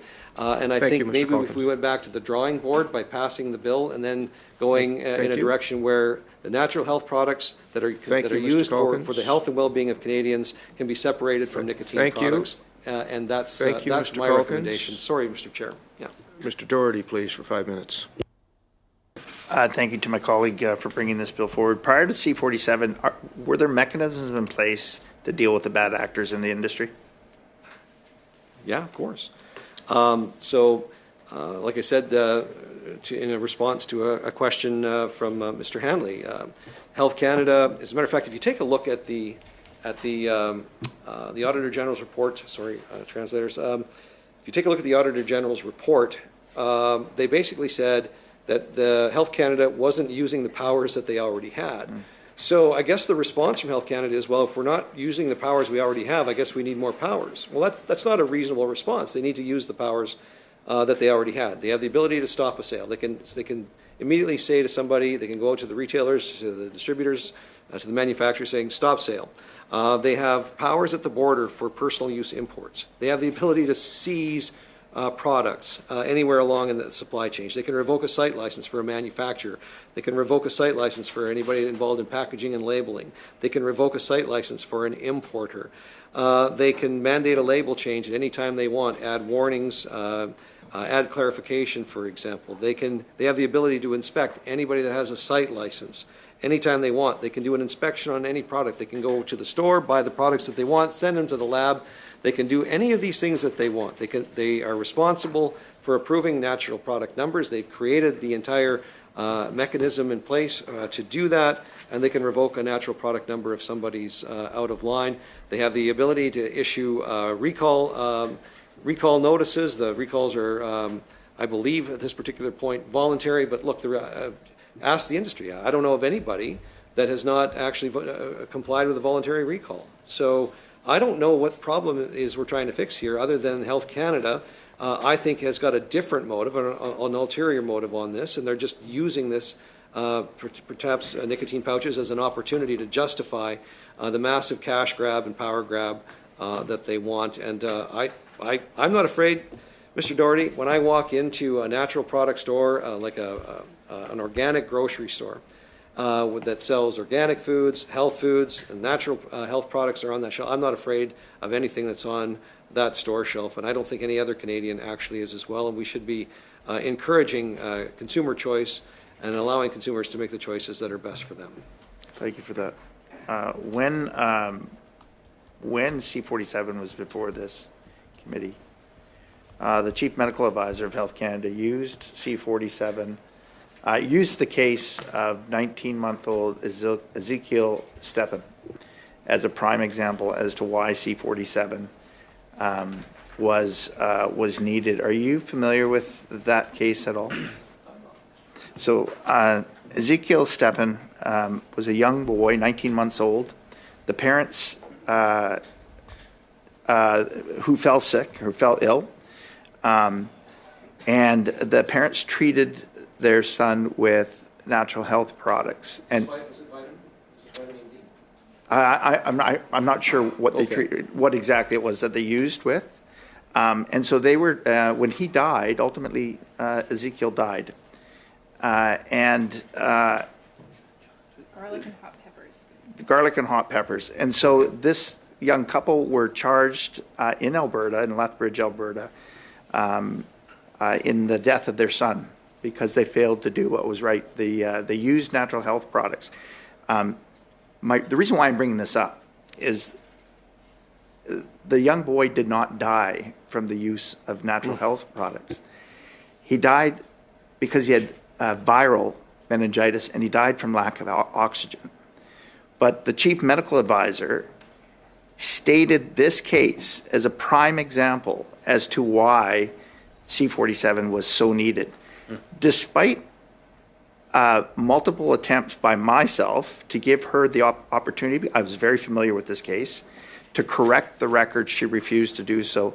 Why do you think, Mr. Speaker, again, Mr. Chair, or Mr. Calkins, why do you feel that the chief medical advisor would have done that?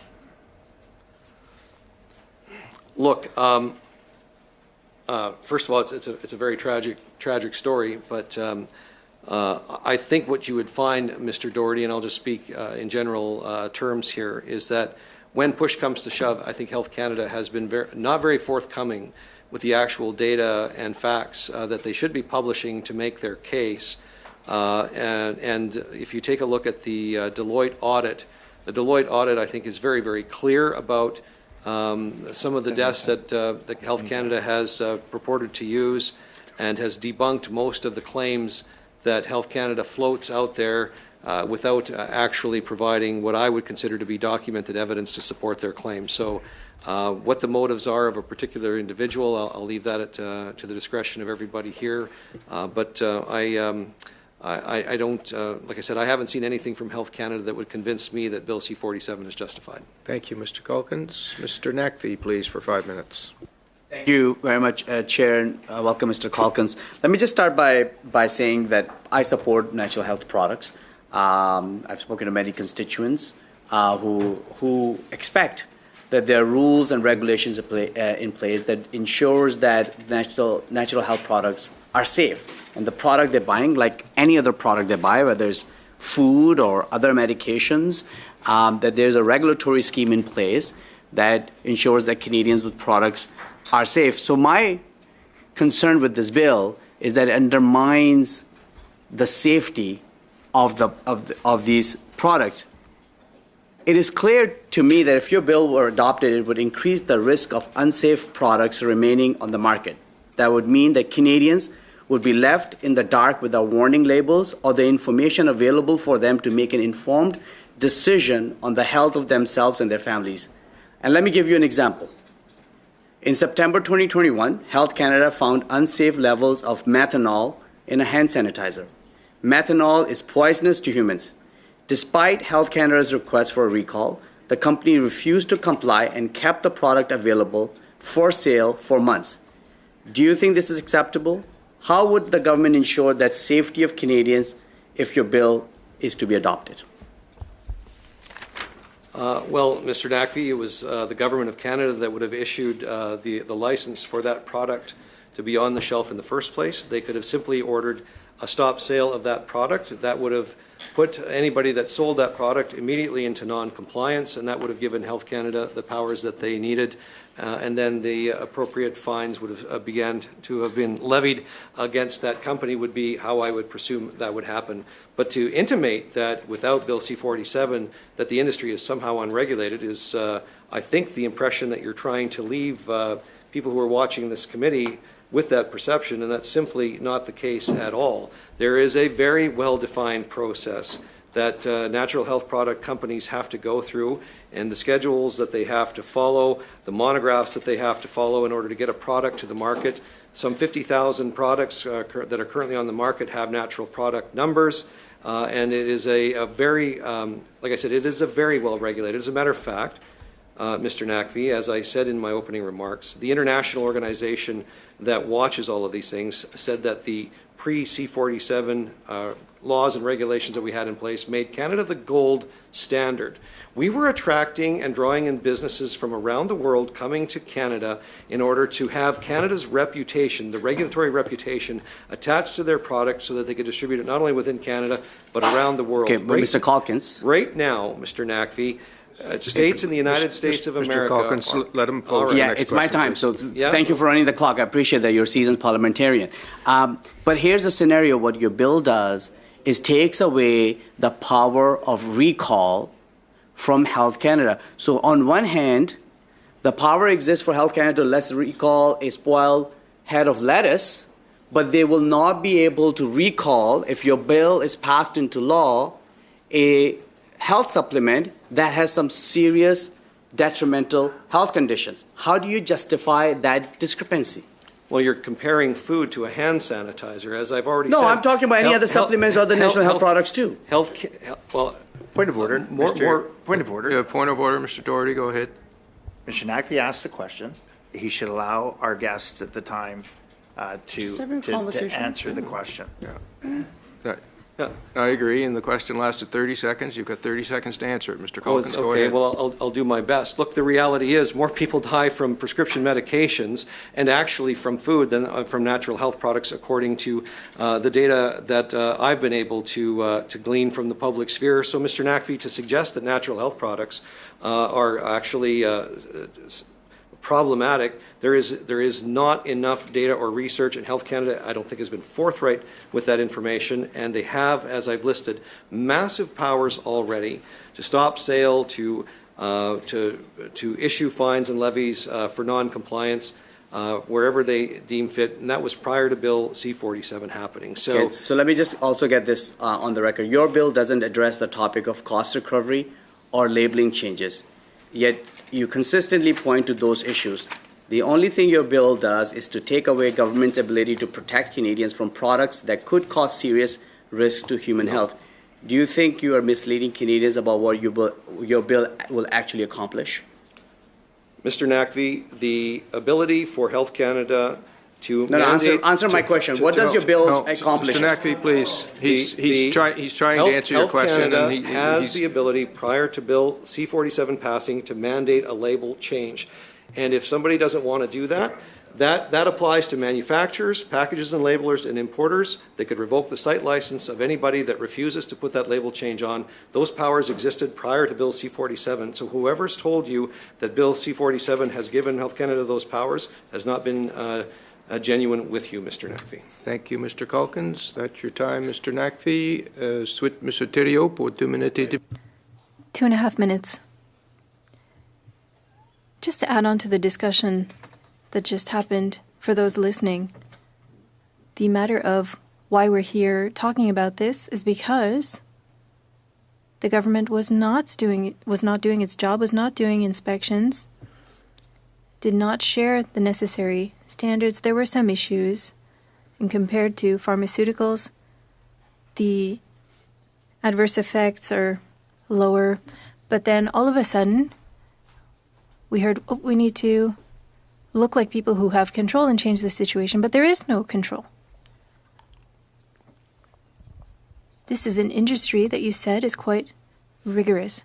And if it is, well, and this is for all products, for food, drugs, if there's a recall, well, if the process is vigorous, there will be a recall, there won't be any issues.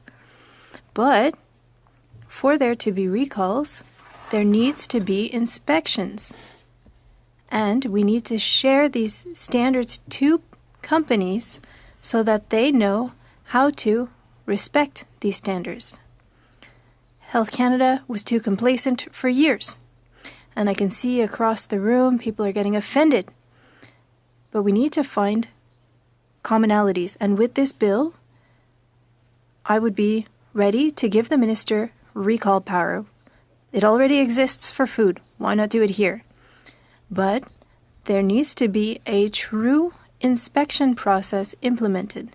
And you can't accuse the industry of issues, the iniquities of certain products, when they were allowed to act and to self-regulate for years.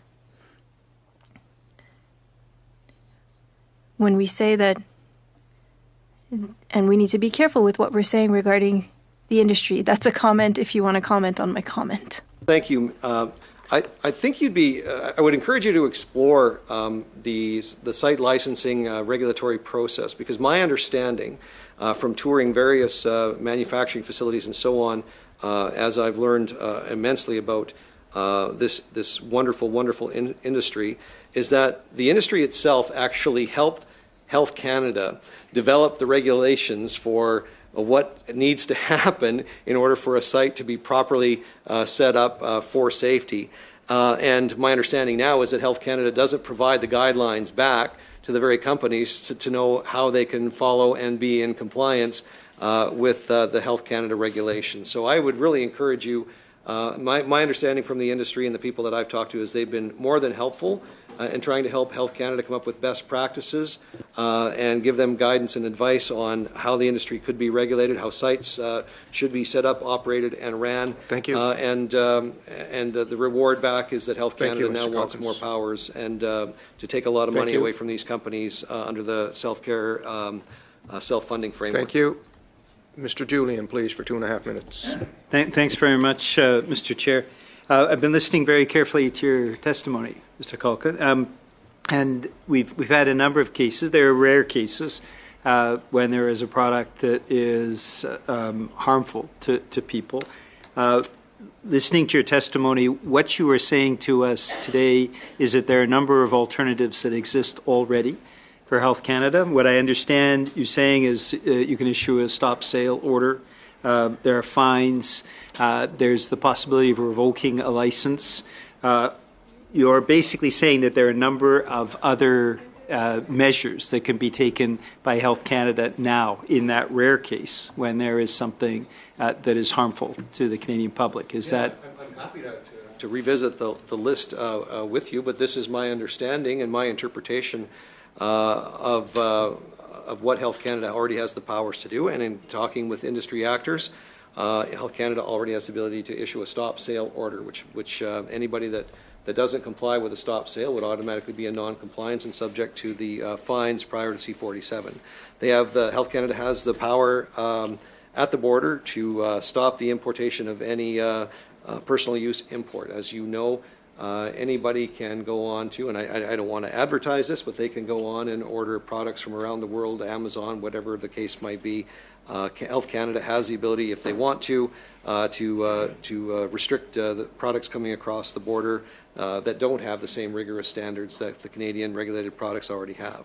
They have the ability to seize any product anytime that they want from any of the sites or from any of the stores. They can revoke a site license for a manufacturer, a packager or labeler, or an importer if they're importing or doing some practice that's inappropriate and is causing harm or potential risk to Canadians.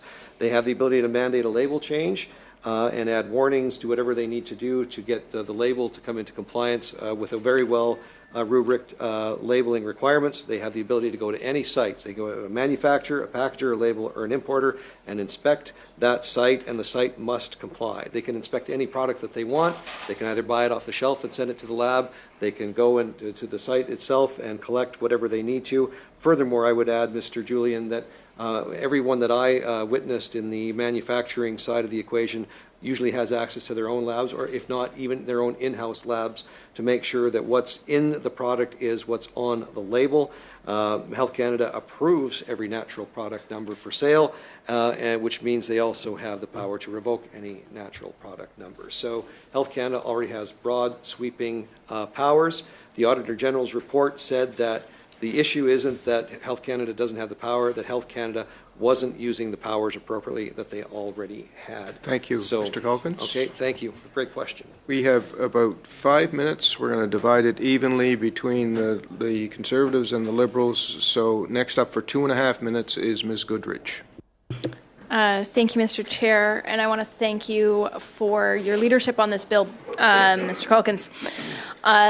As a member of Parliament, we often receive different notes and letters, emails, correspondence. I was actually surprised by the amount of correspondence I received so quickly, initially on the change to the legislation and then very quickly on your legislation. And the number of people that would actually stop me in community to tell me that this was such a serious problem they had very serious concerns about. I've been on this committee for nearly 3 years. I've never seen the gallery full. And here we have a full gallery. And I'm assuming these people aren't just sitting here at 5:30 because they want to. I'm assuming they're here because they're trying to show some support. My question to you is, why is this so important for the choice of Canadians to be able to have natural health products? Thank you, Ms. Goodridge, for that question. Look, for Canadians that rely on natural health products, and there's lots, you don't have to go very far. You go to any health food store, any natural product store, you will find Canadians buying these products to supplement their health.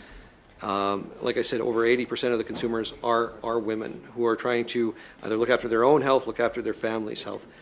The ability for them to have the choice that they want to take and put some semblance of health care into their own hands is a wonderful thing. The benefits, we're talking that the government brings up a few of these rare cases where something's gone wrong. Has anybody actually done an analysis of what would happen if 70% of the products disappear from the shelf? Has anybody even asked that question? How much less healthy will Canadians be if 1 in 5 businesses go out of business, for example? So the industry will tell you what the fear is that's out there. Canadians are rightfully afraid that they're going to lose that ability to make those healthcare choices on their own. And the irony of all of this, Ms. Goodridge, is that in the name of safety, the government is going to extend so deep into this that they're going to drive businesses to the United States. There's states right now in the United States that are offering to take Canadian businesses, incentivizing Canadian businesses here, regulated with natural product numbers, regulated by Health Canada, take them to the United States where they don't have the same regulatory framework, and then the Canadians are going to buy those same products. The jobs are going to go there, the investment's going to go there, the lack of regulations in the United States compared to Canada is going to be what they have, and they'll be trying to buy that same product, shipping it in across the border, making Canadians more exposed to risk and have less control over the products that they're putting in their bodies. This is not the approach to take. The health you don't for a couple of cases you don't bring in this kind of law and regulatory oversight to drive the business away. It's going to have the opposite effect of what the government claims it will. Thank you, Mr. Calkins. Final questions for you will be posed by Dr. Pawlowski for the next 2.5 minutes. Blaine, it really is good to see you, and I vehemently disagree with you. You said, 1, natural health products are basically really safe. 2, you say even with this law, there's adequate protections in place. But you've admitted if we enact your law, we will lose the power to have mandatory recalls. We would also lose the power to require reporting of adverse drug reactions, which is Vanessa's law. And so I think in total, this reduces the protection for Canadians. Now, although many of these products may be safe, as one surgeon friend of mine used to say, what can happen, does happen, will happen. And if you haven't seen something, you haven't seen enough. And I've certainly worked in developing countries where I've seen a lot of people die from traditional medicines, and unfortunately kids. And yeah, you'll say, well, maybe that's Africa, that's not Canada. But in North America, we have ephedra alkaloids between 1997 and 1998. They were used for weight loss, caused hypertension, myocardial infarctions, stroke, seizures, caused 10 deaths, 13 permanent disabilities. Plant alkaloids, pyrrolidicilline, causes liver toxicities, including cirrhosis. Kratom, which was a natural health product used for opioid withdrawal, causes seizures and psychosis. we've already talked about heavy metal poisoning and Ayurvedic medicines. Many case reports, including in Canada, St. John's Wort's had adverse interactions with other drugs, like commonly used drugs like Imitrex Maxalt, which are used in migraines, can cause serotonin syndrome, which can be deadly. These are not necessarily benign products. A lot of natural products have been the sources of medications like aspirin, antimethicin, artemisinin, used for treatment of malaria. So a lot of these are drugs, and you're proposing that they be less regulated. I can see how maybe the Conservatives are more interested in supporting businesses, the businesses that produce natural health products, than they are of preventing unwanted adverse effects on Canadians. I'm a little surprised the NDP feels the same. I'll give you, Blaine, an opportunity to respond. Thanks. Well, thank you, Mr. Pawlowski. Look, I just find it very rich coming from a government that legalizes crack, meth, and heroin, at the same time wants to crack down on vitamin D and St. John's wort. So, you know, if you want to actually improve the health and well-being of Canadians, I don't know, some 40,000 Canadians have died so far from opioid drug overdoses. Maybe we should look at spending a little bit more time and effort there instead of worrying about a few hundred cases over 3 years of people that might have had an adverse reaction to a natural health product. Thank you, Mr. Calkins, and thanks to all of you for a very interesting meeting. This is the first of a few meetings on this bill, Mr. Calkins. As you know, after the constituency week, we will be hearing from some others. One housekeeping matter before we adjourn, colleagues. The U.S. delegation that had asked to informally meet with us, we have been able to secure resources to meet with them for 1 hour on October 22nd between 3:30 and 4:40 p.m. So you'll be formally notified of that, but if whoever can make it, it would be nice to have a decent turnout. Is the will of the committee to adjourn the meeting? We're adjourned. Thank you.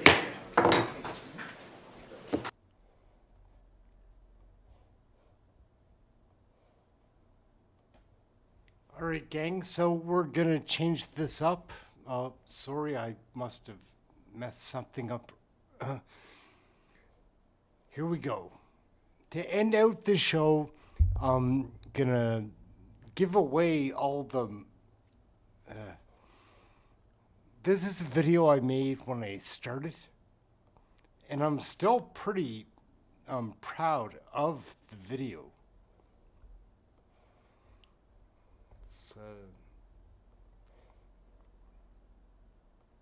In a weird way, I'm still proud of it. Like,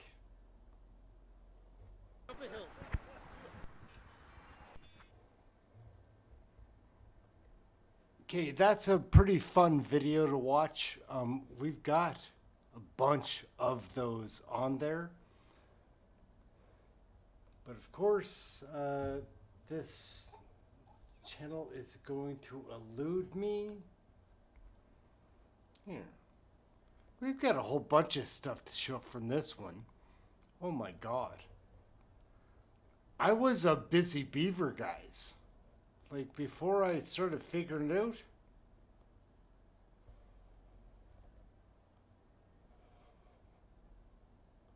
If there's any problems down at the waterfront, we're visible, we're here, we're working with the community to make it a good pumpkin regatta.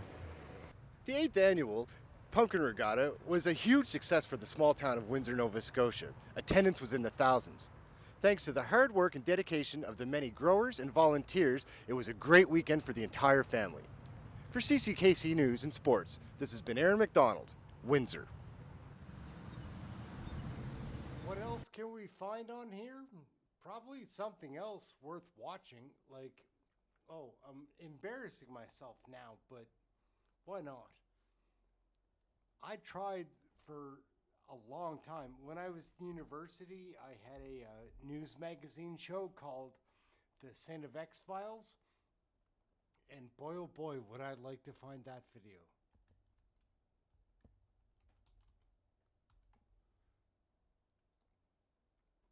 No, we're not going to find that one.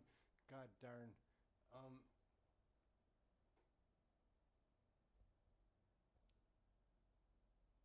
find one more video to send you out on.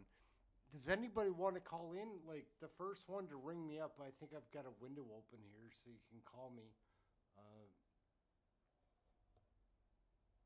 Yeah.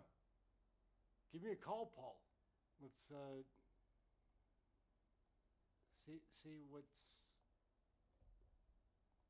see what's up.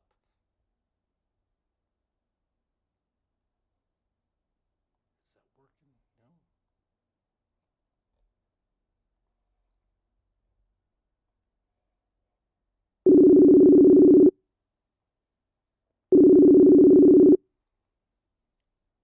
We're gonna see if anybody's home.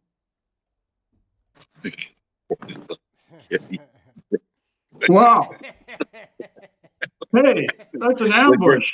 Like I can't even really, man. Like, my guts hurt. Like, stop showing those videos. Like, holy fuck, man. Like, oh man, Paul, I'm just getting started. you know what, man?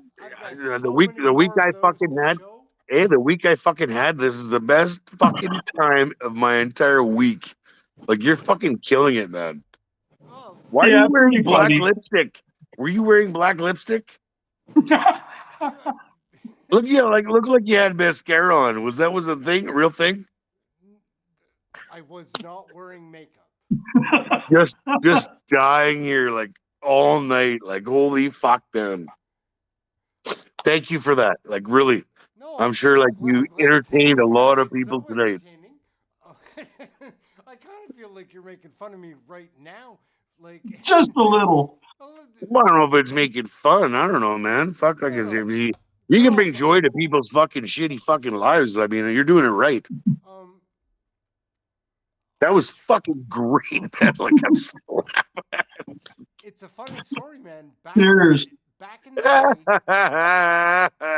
day, I got a chance to manage a cable station in Antigonish when I was like 21, recently, like after a head injury. But it's just the way it worked out, like politics or whatever. And I got to make a show when I was going to university, and like a news magazine bullshit show, like a Wayne's World type of show. It was called the Saint Effects Files. Well, when you see a head injury, it's like you're trying to make excuses for. No. Poor choices. I'm this retarded because I got kicked in the head by a horse. No, man. I'm not trying to make excuses or anything like that. It's just something that happened in the same timeline, and I was. This is probably one of the best fucking episodes I've ever watched your broadcast. Like, man, I mean, I guess maybe just like connecting to people, the way that you did tonight. Like, that's great, man, what you did. Yeah. Just absolutely. laughing, right? Who does that? People. Who takes themselves so seriously, Kirk, they can't show it? After the week we've had, yeah, you nailed it. It's been a hell of a week, you gotta admit. Like, it was entertaining for you two, or what, Kirk? No, I had a oh yeah, yeah. Fucking great. I didn't know whether to be embarrassed for Aaron or to cheer him on. Well, I'll make fun of him the whole fucking way, but yeah, like, Jesus Christ, man, that's funny shit. Both all the time, gentlemen. Like, I would have had for me and cheering for me. Like, that's how I would have myself. Like, I would have needed a big belly full of beer to do that. Well, I thought that you were gonna wear a white. You said you were gonna wear a white fucking suit tonight, and then you pulled out this fucking wild card, right? Like, I wasn't expecting that. Well, I've got. You guys have no idea how much old shit I've got. Oh, there's more. Oh, it's like the Samuel guy, but wait, there's more. Yeah. You know what? More. So then, I am just like the so then, what did you get here tonight? So everybody that was watching, I guess everybody that tuned in tonight, I would say they're probably the regulars, and he had about 60 fucking people. So to connect to those 60 people, like, that's quite something. Oh, absolutely. Much respect, man. Like, really? Tell that you and Kirk are both laughing at me in this conversation. No, it's and not you at take me you. less seriously It's with than you. did last night. No, I wouldn't say it's laughing at you. The balls you got to fucking put shit on that you did 20 fucking years ago. Like, I'm not laughing at you. I mean, it was entertaining, but fucking good on you, man. Like, seriously. If you were You, laughing at me, Mr. Pickles, I wouldn't mind. all the way through. But you know what? You're 10 pegs ahead of fucking where you were this morning. I got Yeah. nothing but respect for you, buddy. Yeah. Like, that is fucking amazing. No, like, again, there's no shame here. That's pretty raw footage. To just lay it all out there or whatever, I mean, that's something that people don't fucking do, and you do it. I mean, that is something that doesn't fucking happen anywhere. And I have so much more. Like, Oh, I can't wait to see that. I've got stuff where, like, those are the very tips. But after I did it for whatever, like a month, I started to think I was getting good. And so I'd be cocky. I'd be cocky in the interviews. So at the time, you thought you were like the fucking dum-dum. you thought you were like Peter Mansbridge. What was all going on 20 years ago? No, not like Peter Mansbridge. More like what was his name on Much Music? George Strompanopoulos. I kind of thought I was like the next George. I have a future in this. People like me. What were you earning back then? What were they paying you for that? Whatever You didn't make shit. Whatever minimum wage would have been. Like. Oh, okay. I was just curious. I think $12 or maybe $13. Like. I don't even know. However much you like made through the whole time, like I would pay that right now just to see the footage. You know what I'm saying? Like that is fucking gold, Aaron. Yeah, that's vintage shit. You should see that is gold. The library gentleman that I have of not gonna show them just to embarrass myself, but show them despite it being embarrassing. Like, well, I mean, like, I don't know. If you could, like, you put the ones that you're like an actual fucking retard on, like the very beginning, and put that like for members only, I would definitely pay for that. Yeah. That was pretty gay, I have to admit. I don't know how embarrassing it is. Like, man, you're a good sport. I'm not like, I don't understand why they're laughing at me. I know why they're laughing at me. You're a good sport. I'd say that everybody's got like something going on in their fucking lives right now, and then what you did there tonight or whatever, everybody's leaving happy. At least fucking I am, and I could tell Kirk's happy too about it, right? Yeah, that was great. That was great, man. I'm so happy, Aaron. Like, oh my god, you gave me so many. My guts were fucking just churning. Like I was like dying.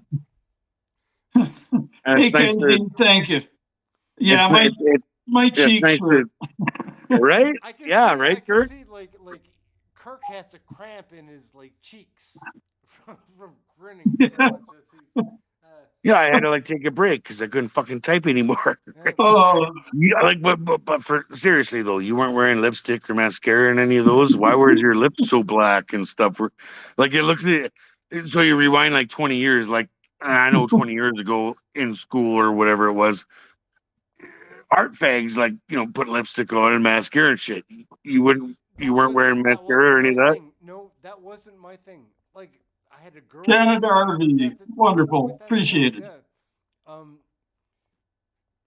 Best night ever, Aaron. Somebody probably at the time could have convinced me to put black lipstick on. But maybe it was just the lighting. I don't know. They didn't. Like it just looks like that.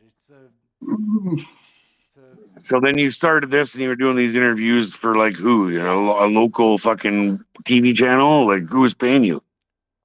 Yeah, back then it was Eastlink TV. So it was like just a local town dude going. Television, like they're the big blueberry farmers here in Nova Scotia. Like They have a whole So that was taken where, in Halifax, and you did the work for Eastlink, and so you did just local shit. And if you would submit, your tape, then they'd put it on the air. How many tapes were? I managed that channel. Like, I was the producer of their like Lions TV Bingo or Kinsman Bingo or whatever. Like, and How all many the, people saw that stuff? What's that? How many people saw that stuff? Probably provincial. Probably a couple What? hundred. Like A couple hundred. But not No, it provincial, wasn't like a daily thing, though.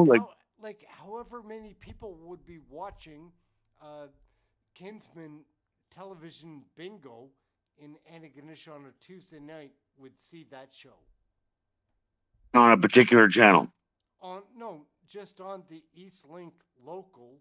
Like, maybe I'm older than you are.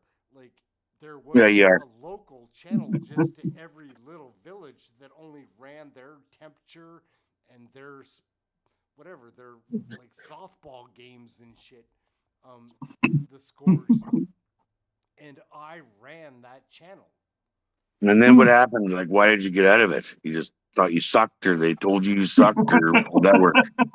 No, well, it was a minimum wage job. Like, and I was in university when I was doing it. And the reason I got the job was so that I could do my St. of X files, because I was going to be the next George Strophanopoulos. Like, That dude was a fucking homo, too. But then I was too gay for it, Paul. I don't doubt that you've seen one up close. Like, I definitely don't. Man, I fucking love you. Like, you give purpose to so many people's lives here. Keep it up, man. No, I've never seen one up close, but I can understand why that could be. And I also don't mind, like, having you jokingly make that joke at me. Like, Well, because we're friends. You don't know you're not fucking gay. I know. But no, I haven't. The channel is you provide a. You haven't seen one up close like Gabo. Not like Gabo. It was a fun thing to do tonight. I didn't realize that other people would enjoy seeing somebody make a spectacle of themselves days gone by. No, it was a hell of a good time.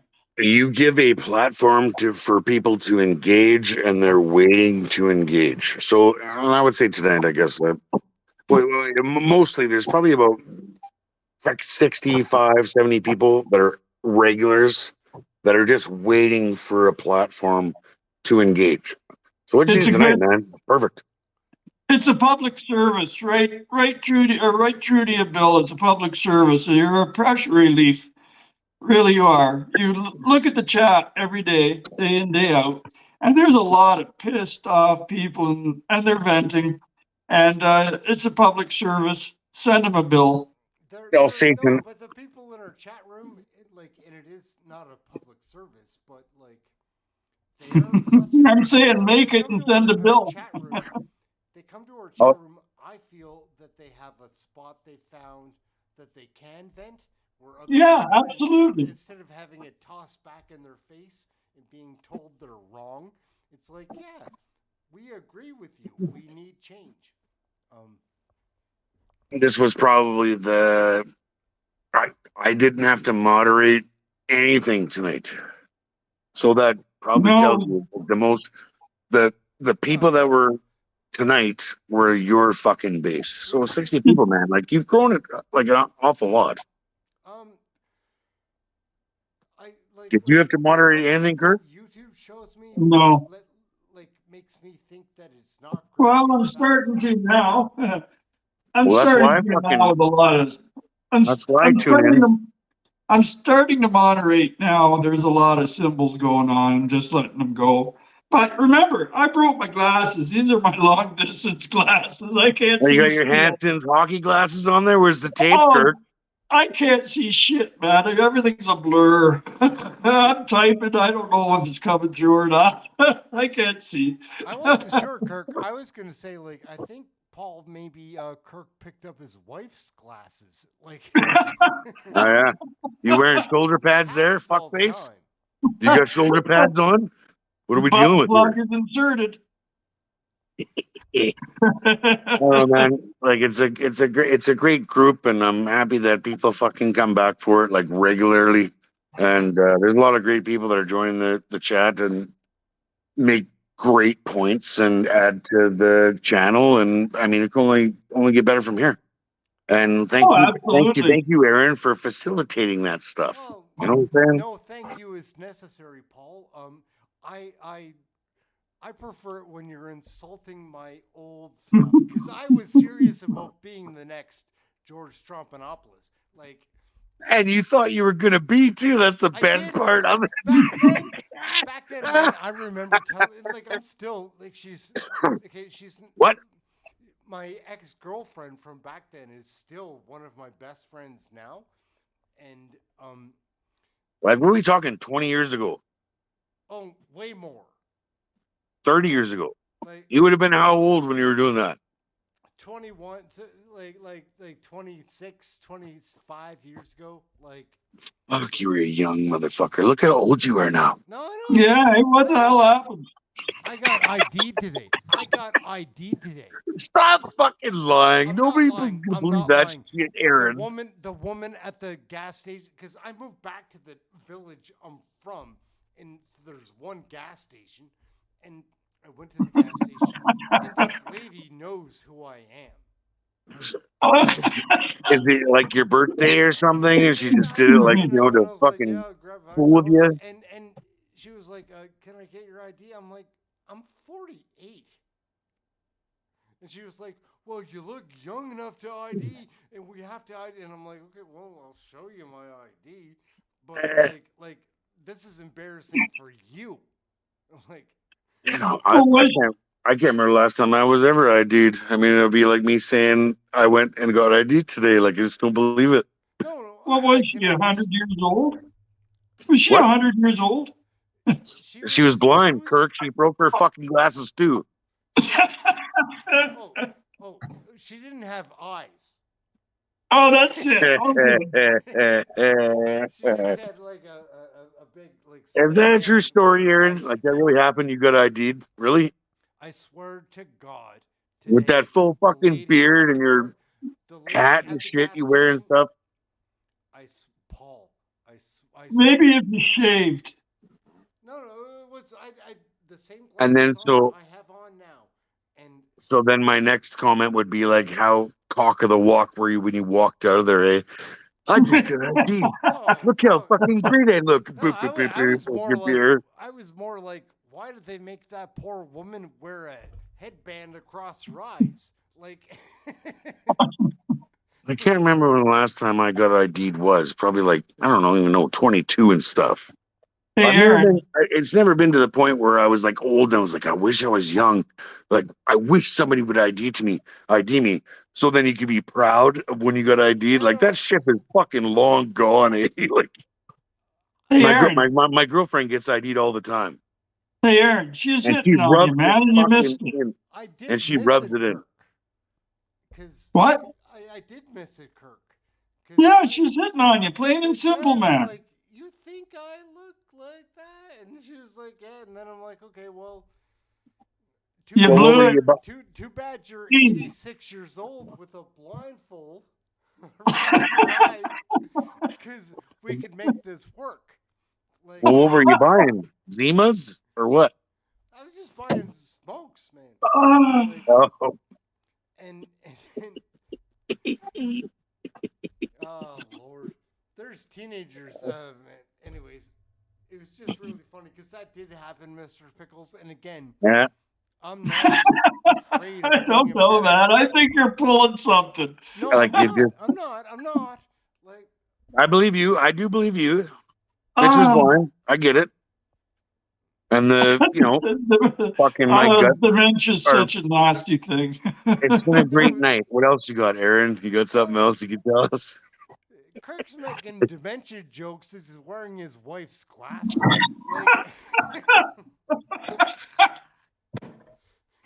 Like, Oh, I'm Where's sorry, man. It's Where's just too Rory? Didn't you easy. call him? Where's he at? We should try to get him. Yeah, try and get him. Who died? Try to get Rory. Why not? Well, there's only 3 of the 4 spots taken. We need another fucking idiot on here. No. I think Darren's probably available. Well, hopefully Rory's gonna be. If not, we'll Oh, try he'll. you too, Darren. Like, let's see how many people we can get in this room. Well, I told him to fucking stick around. So, No, he's like, another Patriot, man. Like that dude Rory. Like he's got. I agree with a lot of the stuff that he has to say. oh, I like He fits Rory a right lot. in here with what we fucking talk about. No, I don't know about tea bags or whatever. I don't really talk to him yet. I don't think he's been on any of these, has he? Who? Tea bag, dime bags, Dime bag. Yeah, coin. yeah. I can't read his Yesterday, I name. think. It says dime bag, but I can't read it and not, think to myself tea bag.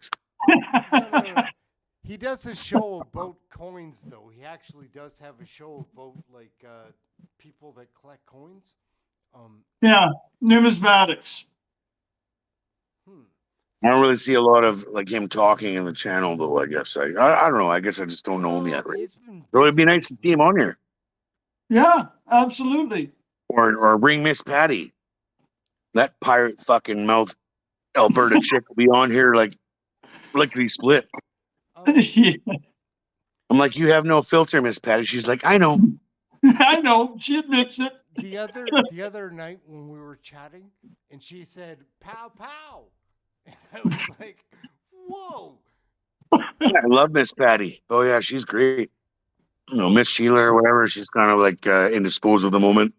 Did you notice that one, Kirk? Though the other night when she was like, "I know," because she's speaking in kind tones and everything, and she's like, "I just don't know really what it's gonna get to, but soon enough it's gonna be pow pow."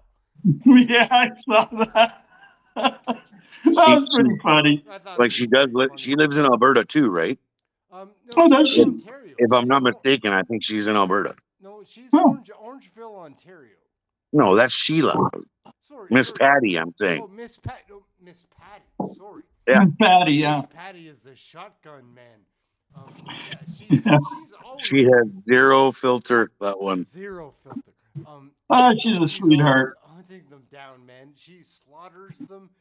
The first one to say like "shut up" or "sit down" or.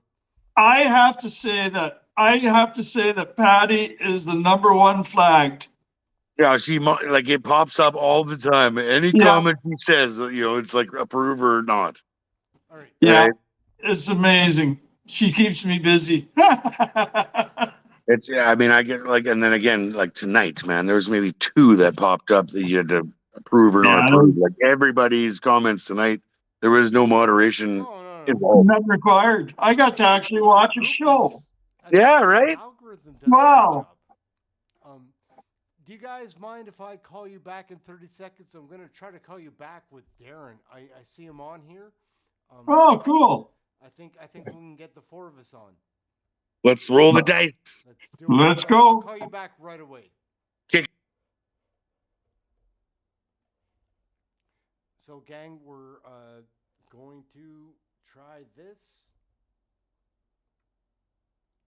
Come on. Jeez. We're trying something. Oh, so far, so good.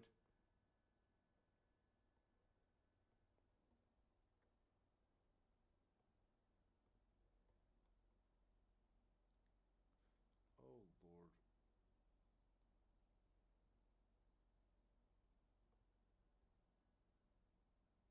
Lord.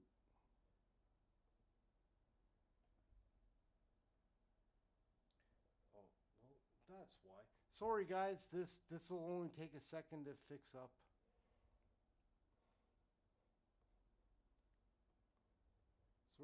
Sorry.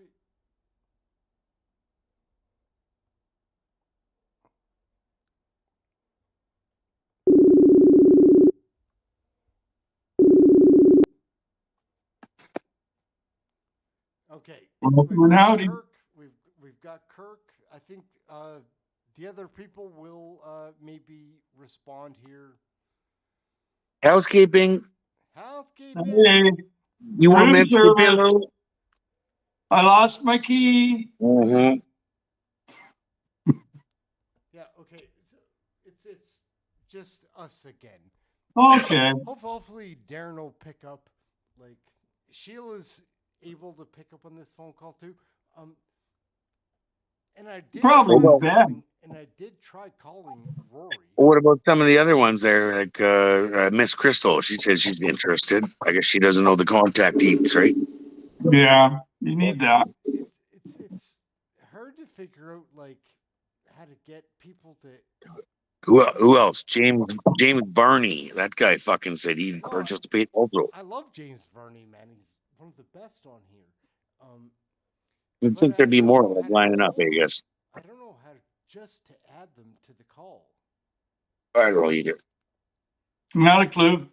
I just know how to make fun of you, Aaron. And liberals. I'm gonna try Rory again.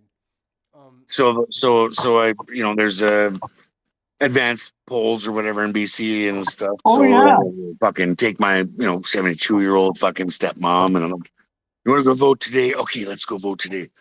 So I roll up to the fucking, it's at the church kind of thing or whatever, and it's like 10 in the morning, and we show up, man, and there's like 2 fucking handy-tard buses, like with the ship old people around in, like just pulling up to vote. Like if we would have showed up 5 minutes later, like we would have been behind 50 people in walkers trying to vote.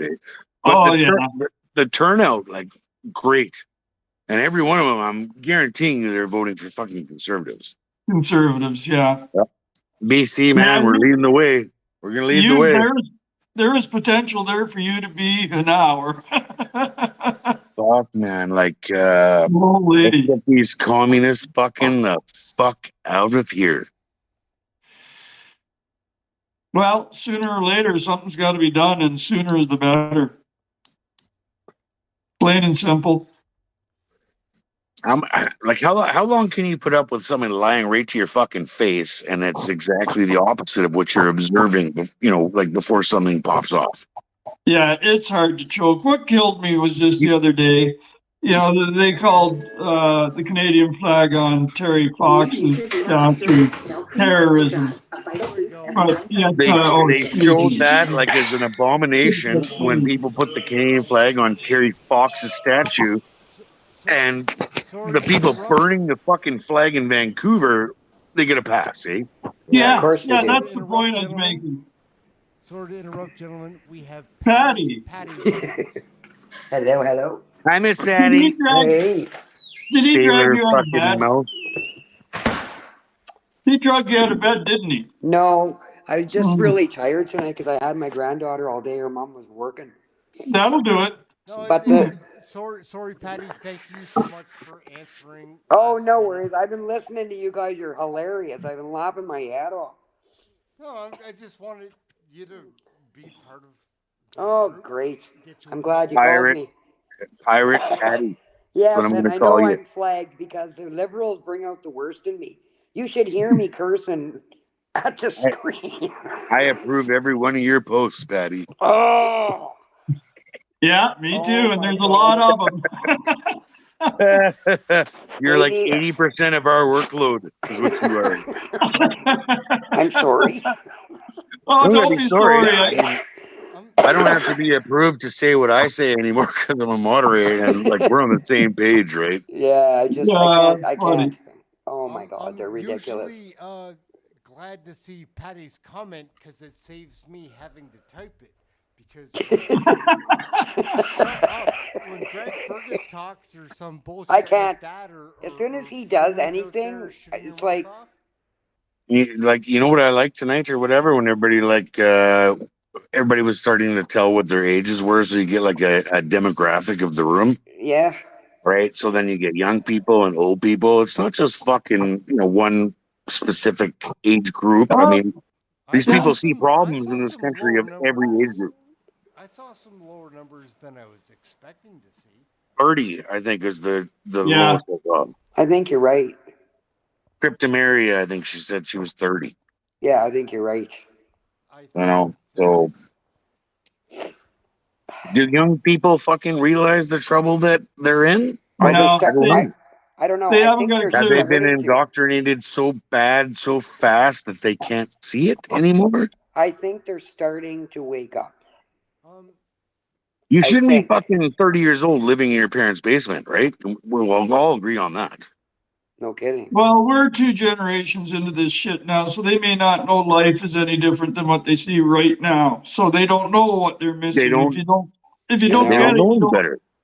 you don't know any better. This is normal to them. Okay, but you're 30 years old living in a basement of your parents' place. Your parents definitely know better, and they're telling you, like, what the fuck? And they realize you can't buy a house and stuff. They would tell their kids, you know, this ain't You would right, think. whatever.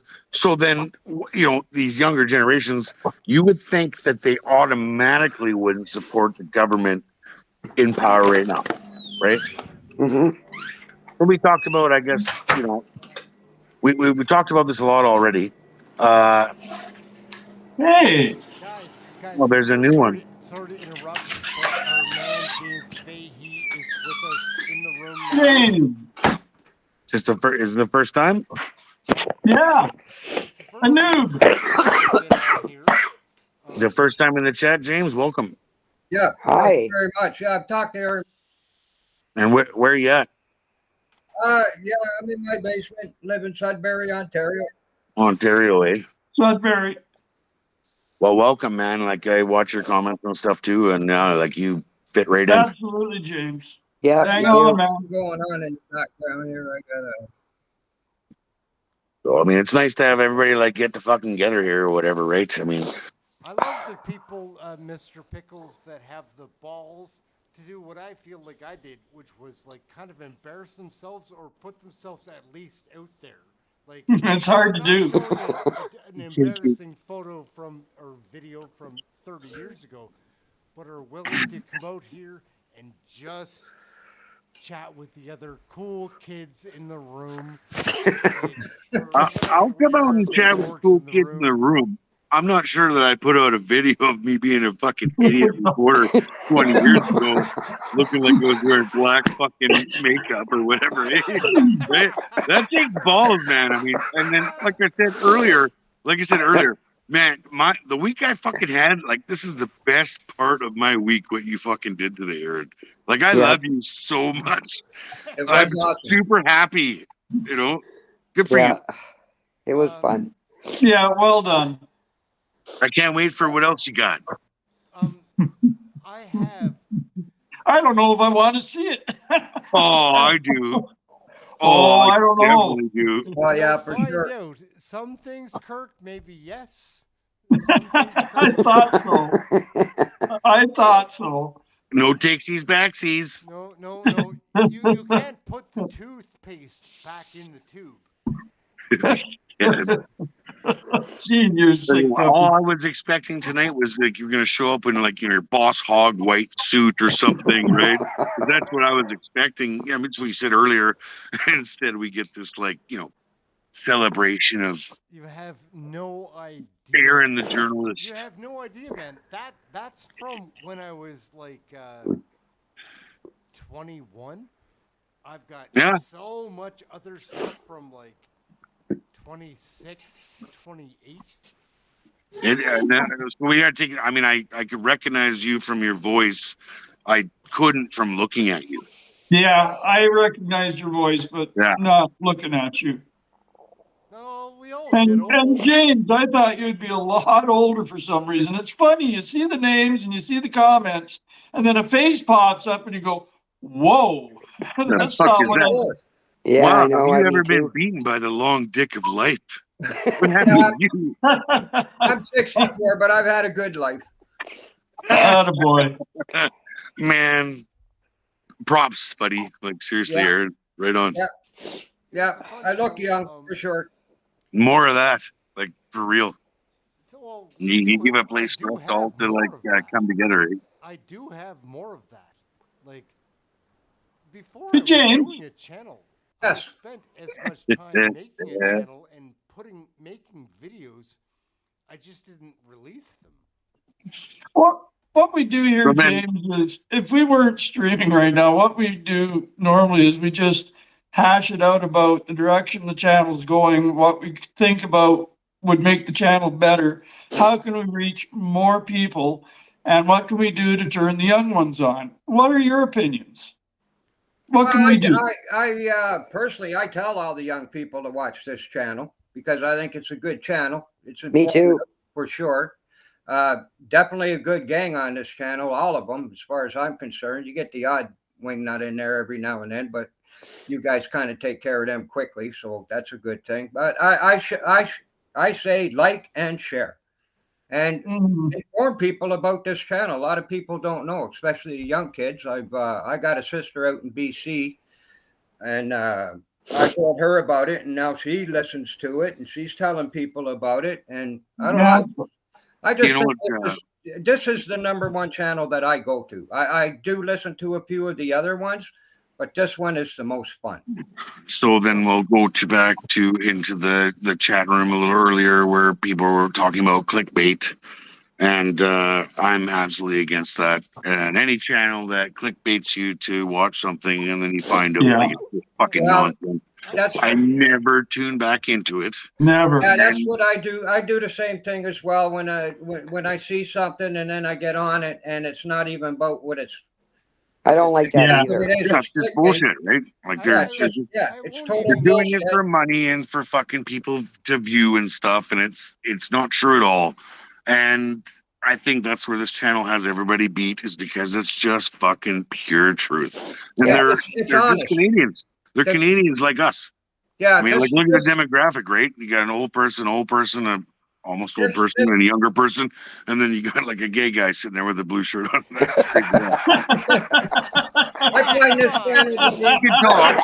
we can talk about whatever, and it doesn't matter. Like we are the Canadians here, and I'm tired of trying to be made to be feel bad because I don't want my fucking country taken over.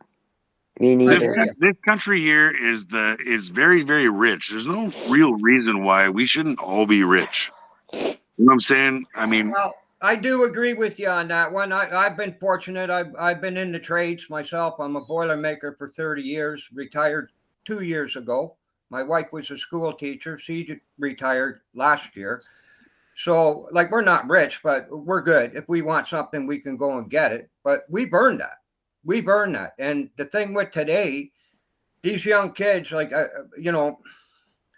just shake my head at some of them. Some of them want to go out and work, but with the amount of immigration that we brought into this country and with the government subsidizing these outfits that hired them, like Canadian Tire, Tim Hortons, I just totally boycott all of them because personally myself, I feel that the ones that do want to work really don't have the opportunity to get these jobs. And some of them really actually do want to work and try to get the beginning of that work ethic to get better. So what I try to do is when I find a young person, male or female, don't matter, and I find that they have a good work ethic, I take them down to my local union hall or to another union hall like the laborers or the iron workers or the millwrights, depends what they're into. And I do my best to get them in. Ask you about this. Do you find your union hall is smaller than it used to be? Where I am up here, the union hall up here is very small compared to the one down in Toronto. I was born and raised in Toronto. I started my trade in Toronto. Just for your local, though, do you not see the numbers are less? Because I know that I was in a actually of a big local. Actually, with the Boilermakers, our numbers have grown, to be honest with you. They have done a massive hiring. Yeah, that's very good. Because I find that I'll be right back. In general, unions are losing numbers, and if they're not at least losing numbers, they're losing margins. They're getting our markets are being. Our markets are being lost because of the Liberal government. The Liberal government is killing the oil industry. And that's where a lot of our work comes in, is in the oil refineries out west. even here in Ontario, we have oil refineries that we go to all the time. And we're finding now that, like when I was younger, our shutdowns would go for anywhere from 12 to 3 months. Now the shutdowns are basically 2 weeks. Get in, do patchwork, get it done, get the hell out. But our union has grown because in Kansas City, our mother local is Kansas City, and Kansas City just got caught a couple years ago, and they were robbing us blind. They were like our out of work dues were the same as our work dues, which is $53 an hour. Every time I did income tax, I was always getting audited because they couldn't believe how much we paid in union dues. And now they've got caught, and like by the grace of God, this year, my pension was $2,300 a month after taxes. That's with full medical. My wife full medical for life too. And since they got caught and they got taken to court and everything, now my pension is $4,000. Holy! That's not You so get bad, 4,000. man. You're on. So you're retired, is what you're saying, and you get $4,000. Yes, sir. So I would say, I mean, I've never been on the side of. 64. I've never been on that side of unions because I've always felt they protect the lazy and the fucking stupid. Well, you are right. The majority Yes. of the people that are good at their trades. You know and what? they get You are paid right. to be part of a union. But let's rewind back to the foreign temporary worker program, when it started and why did it start? Our union doesn't have that. Once upon a time, if you were a fucking kid growing up, you get a job as a paper boy, and then the next job you got was serving burgers at McDonald's or Wendy's or whatever. Yep. Where did it go so south that kids didn't work at McDonald's anymore, where you had to bring people in to flip fucking burgers? Good question. Because mommy and daddy were always putting their hands in their pockets when kitty boy or whatever comes up and says, "Can I have $50? I want to go watch the movies." Oh yeah, here, take it. Like looking You know back what, Kirk? at that now, I do agree with Kirk 100% on that one. When I was Sure. younger and I wanted my first job, and actually my first job is a Boilermakers. My dad was a Boilermaker. My uncles were Boilermakers. what was your first job, James? I wanted What was to your get first into job? the- Pardon? What was your first job? Well, my very first job was cutting lawns. I never Cutting did lawns, like for companies. I would go around and I would cut lawns for difference back in the day. That makes us different from the kids today. The kids today, I have a neighbor next door who's 17 years old, sits in a basement on a fucking computer playing games. I have a camp that I rent every year. And I'm gone all summer to my camp. That's why you don't see much of me just stopping on in the summertime. I'm more in the wintertime with you guys. And when I came home, the grass was 2 feet fucking tall. I had to go today and cut the whole lawn. And I've got probably an acre of lawn in the back to cut. Because this kid did not get off his ass. Oh, what despair is. I mean, well, what it is that the parents and the grandparents are just too freaking soft on these kids today. They got to get a little bit harder on their children. My daughter's 16 years old when she moved out, and I told her, if you don't like my fucking rules, leave. Harris said you're an adult at 16. You can get the fuck out. There's nothing they can do to me stop you from going. She left, and I let her go. Hey, remember back in the day or whatever, because you said something to your mom, or you didn't listen to a rule or something, and your dad would strap the fucking ass out of your backside with a belt. Well, my dad, and it was okay. Yeah, and then at some point, all of a sudden, they have a number to call, and that's not allowed anymore. Well, yeah, I'm pretty sure that's around the same time that participation ribbons came out. Yeah, you're right. But they teach kids today in the schools that they can get away with shit with their parents, that their parents have no fucking rights. Yeah, you're right. Yeah, you know what? The bottom line is, we do not have them rights. I've got a daughter now that's 22. She was a hardcore fucking liberal since I thrown her out. Now I have her converted to being not a fucking liberal. Not a liberal. I said, what did the liberals get? I don't even know. Like, I think that's pretty cool myself or whatever. I mean, like, you're gonna call yourself whatever party it is, a conservative or a liberal party, and what you're doing to the country It is not a liberal. You are a communist. So let's call you what you are. You're a Marxist communist if you say that you're a liberal, and the conservative they say is far right. No, you're barely off center right. Yeah, the liberals aren't what they were back in the No, day. The liberals not are by far. The Liberal Party's been gone for a really long time. They have not been a liberal party. Actually, if you look at it the way I see it, just my opinion, I think the conservatives are more liberal than the fucking liberals. Yeah, conservatives absolutely. To be honest with God, that's how I see it, and that's how I got my daughter to switch over to conservatives, because I played her the old things back from fucking Trudeau's father to Harris and everybody else. And she finally realized, no, the liberals aren't liberal. The conservatives are liberal, Dad. And I said, yeah, you're right. Exactly. And I don't know when that exactly changed. Racist. You're racist, transphobe. Like, But no, fuck is you, it a Aaron. problem? Does somebody have a problem with Jewish people or? Absolutely not. Absolutely not. I think everybody's You're equal. sounding pretty racist, sexist, something ist.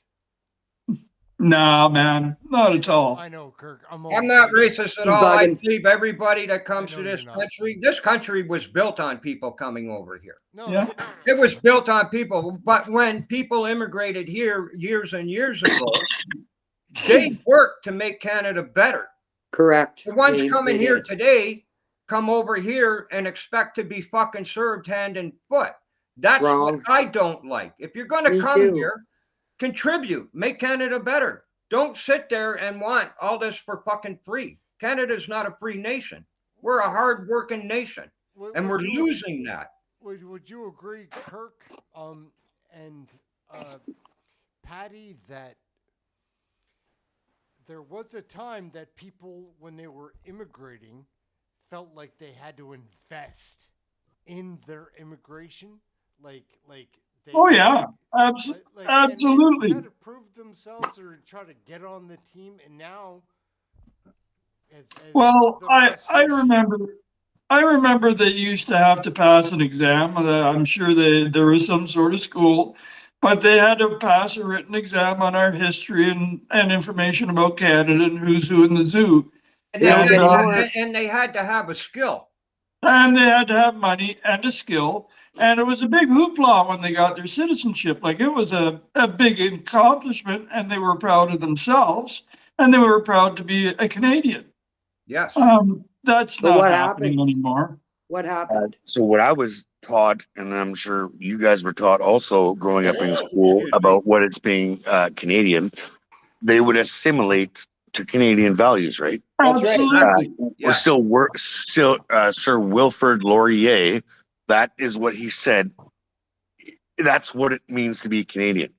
You can come from where the fuck ever you want, but you're leaving your shit and you're coming to Canada to be a Canadian. That's right. I don't understand. This country has been built by fucking immigrants. That's right. 100%. 100%. But they came here to build a country. They didn't come here to import their fucking third world bullshit. Yeah, right? they did. So back in the day, my point is to take over. My point is now. Last week I heard Trudeau say, like, well, you can come here and just bring whatever fucking to Canada. There's no talk about assimilation anymore. No, fucking homo. I'd like to. No, he brings them over and pays them to come here. He pays them to come here now. They don't have to. He wants them to vote. They don't have to do nothing. But we, it's got nothing to do with assimilate, right? Got to work our ass off to get whatever the fuck we got in our old age. Why would you import, third world countries that hate fucking Westerners?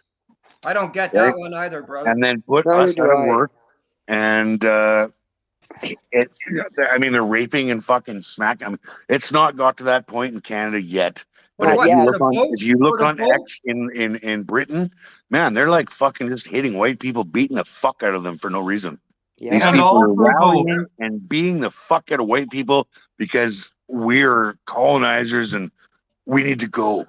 And that's coming to fucking Canada. I know. The real Canadian is now the fucking minority. Yeah, that's right. We are the minority. We have no fucking rights in this country anymore. We're the minority. There's laws protecting trans people here's where I'll interject about that. We are not the minority, but we have no say. We're the minority. Well, Are you that kidding makes it a yourself? minority, doesn't it, Aaron? If you have We no are not say. the minority, bro. Who's the Listen, minority? back in the day, if somebody burnt the fucking Canadian flag, they wouldn't be standing very long. Somebody would have went up and knocked their fucking asses out. Agreed. It should never be allowed. But now happening in look, Canada. people stand around and they watch them do it, and they do nothing but sit back and bitch and complain because they did it. When Hey, they you burnt watch the fucking flag, RCMP why didn't bringing their somebody come up fucking. and give them a whack? You watch RCMP bringing the fucking donuts and coffee to these people. Yeah, There's no literally. explanation. There's no excuse as to why you can fucking like Palestine riots and whatever in Canadian streets or pray and block off major fucking intersections, Muslim people. This shouldn't be allowed. So why is it? No, Right? so then tell me, And then- why did our own government stop the convoy when it was peaceful, but they let these pieces of shit do what they do? I don't see them in court. I don't see them going into jail for the shit that they're doing. They threaten fucking every fucking Canadian, every Jew. Yeah. They threatened them, and what has our government done? Nothing. We had the convoy go down there peacefully with these little fucking bouncy castles for the kids. They fed the fucking homeless. They did good things. Actually, in Ottawa, the crime rate went down when they were there. Now You know the what you crime need to rate do, has James? skyrocketed. Do you know what you need to do? Dye your hair purple and go fucking get tanned. Because then they won't arrest you. Well, that's not going to happen with this Canadian because I fight for my rights. We got no rights. They brought in these rights to protect these We people's have rights, but we religions gotta and their stand up and fucking start ideologies fighting and for shit. our rights. And we're the ones that are getting fucked. Everybody's getting pretty wound up. Calm down. We have to stand up and fight for our rights. That's the bottom line. Is people are too soft. If everybody got out there and stood up and said, we're not going to take this crap no more, this crap would stop. And so I'll expand on that again. So you have this illusion of democracy. We've been free this whole time or whatever. I mean, like, look at the United States, right? They wrote a constitution. Do you think the forefathers wouldn't have hung these fucking pieces of shit down in the States by now? 100, yeah, 100%. You know, and they're trying to do the same thing that fucking we did, or that they're doing in Canada and Britain. Shut the fuck up so I can make a point. All right. Okay, let's hear you. Okay, Aaron, let's hear you, brother. We've gotten too soft. There was a time, because I still am a white man, and that should have, not because I'm a white man, but that is most of what Canada is filled with, white people. But now my opinion or vote has no gravity because they're importing these groups of people in masses, which again, by like I've got no problem with immigration, but don't do it recklessly. And they're doing it recklessly. Demographic, dramatically. Like in a short period of time, like you haven't gone from being 50% of the white man to zero. Like you're still like 46%. Do you know what the actual numbers are, Aaron? I think, Like in the 90s, in the million immigrants over the last 2 years. okay, but I'll say like in the 90s, we were like 90% plus white fucking civilization. Do you know what it is now? Like we're down to the 60s, man. Yeah, I agree with that. And so these people and the numbers that you just said, you know, however many they let us in, I would say, in my opinion, per capita, we have more immigration here than the United States with their open fucking border. Yeah, no. We have an open border too. I was just in Montreal. There's an open border in Montreal. How many came in that aren't even supposed to be here that walked across?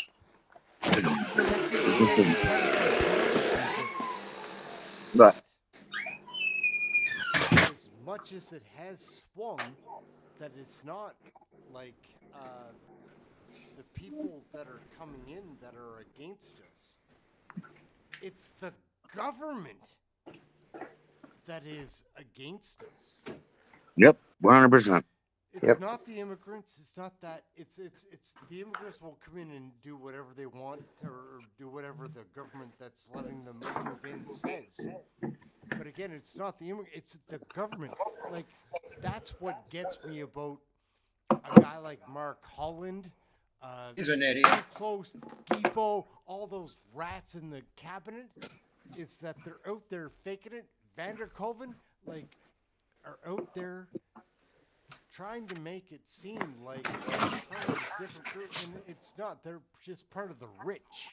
You got these people like saying, you know, these numbers about the immigration and shit or whatever. You got temporary foreign workers, you got asylum seekers, you got temporary foreign workers. You know, like, what's the real number? These people don't need visas to come to Canada anymore. They come here, and then as soon as they arrive, they say that, you know, I'm claiming asylum because I'm gay. How are they tracking a lot of all these? people get flown in here, right? And then we end up paying for these people, right? And so you come from a place you make what, $10 a fucking week, and so now you can work at Tim Hortons for $20 an hour or whatever, cheaper than Canadians will work. Of course, they're trying to naturalize these people as Canadian citizens as fast as they can. And who are these people going to vote for? The people that fucking brought them here. That's right. It's all for the vote. That's why they're here, because they get their votes. You remember vote for them when they come in. You want to come in, you vote fucking Liberal, and we'll bring you in. Yeah, so in the Captain Kirk, do you think that there's any substance to the point I was trying to make, that it isn't so much about that times have changed, but the government has changed their expectations on the voting population? The point I was trying to make, which was that I get your point, Aaron. I do get your point, brother. But you know what? Once they're in here, they take over.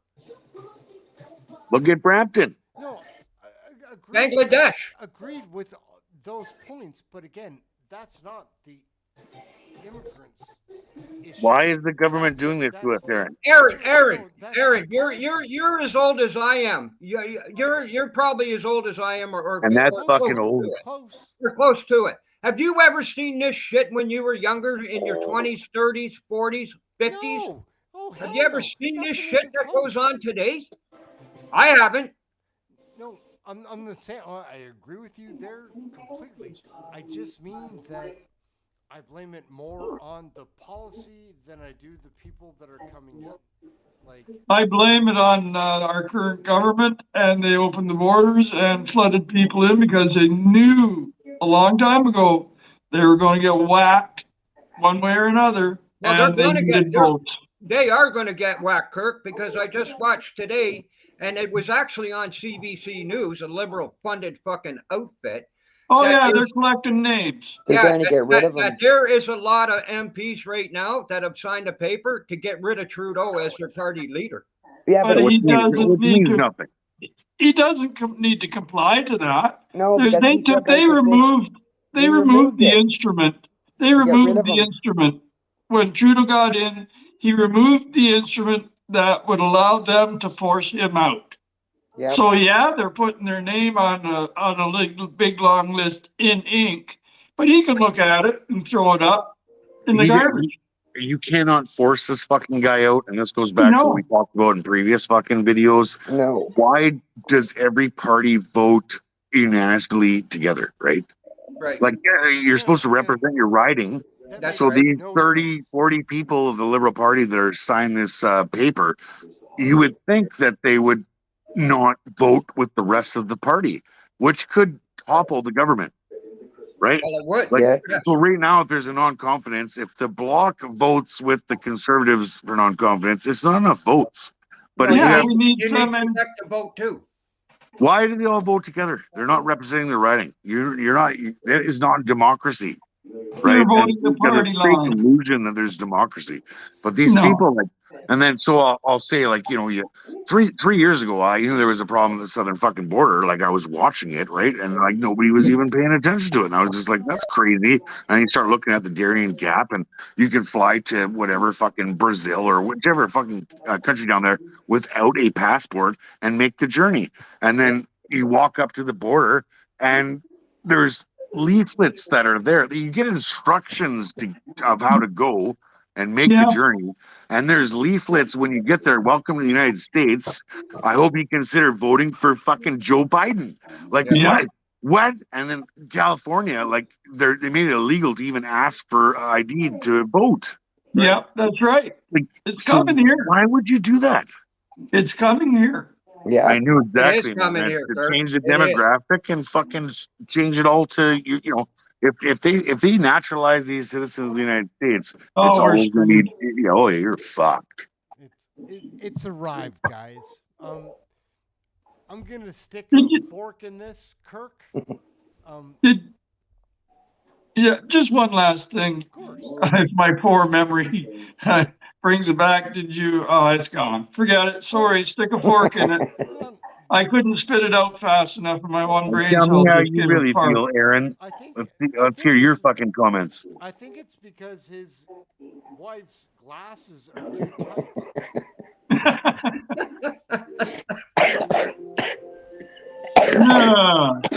Gang, I'm gonna hang up this phone call. I love you guys. You know I do. Me too. Aaron, we love you too, brother. Yeah, take it easy, bud. Take care, man. Peace out, brothers. BC is going to lead the fucking way and kick the communists out one province at a fucking time. No, that's what I say. I'm buying a piece of land up in Espanola, Ontario. I'm going off the grid, and I'm just going to hunt and fish, and I'm going to live my life in my retirement happy. Attaboy, James. I don't know what's going to happen with this government, and I'm to the point where, like, fuck, it just feels like there's nothing we can do. Yep. It's a tough Take care. James, Paul, Kirk, Patty, you're the best. We're out for now. I'm hanging up on you. All right, guys. Bye, guys. See you on the next one. For sure. Bye. Bye. Bye. I beat you. All right, gang. So we are going to wrap that up right there. Some of my best people ever. Love those folks. Thank you all for staying tuned in. I know it gets a little hairy during these live pieces when we're learning how to do this, but those people are interesting, real Canadians, real people to me, and I want to know their opinions. We're going to share that with you as often as we can. My name's Aaron, Canadian Looney. We have a blast here learning about Canadian federal politics, trying to learn as we go, something like that. We might run these couple of videos out. We'll see. Hey everyone, quiet down. There's a bulletin on TV. And now for this news flash. Can I say something to all the people who thought I was a loser, Chuck? So you want to vote for a pretty boy Canadian named Justin. What could possibly go wrong? I made a mistake, and I'm sincerely sorry. Oh, hello. Do you have a warrant to be here? Everyone has an opinion about Canadian federal politics. I know this place is where I am. No other place is better than. No matter where I go, I am proud to be Canadian. I am, you know I am. The worst that works.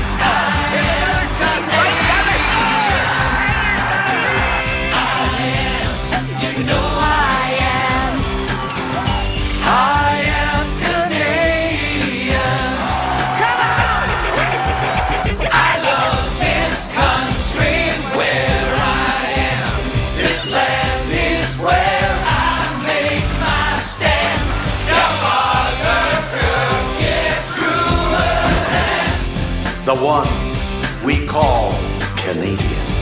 Canadians. You know I am.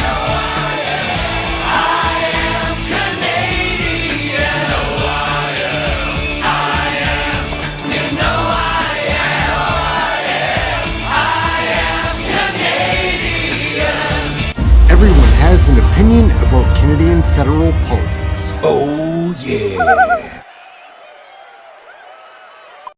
All of us go to Florida. We don't necessarily Oh, yeah. Let's go to Florida, baby. register with the embassy. And so when you look at the number, it's just an indication, but that's clearly not the entire picture.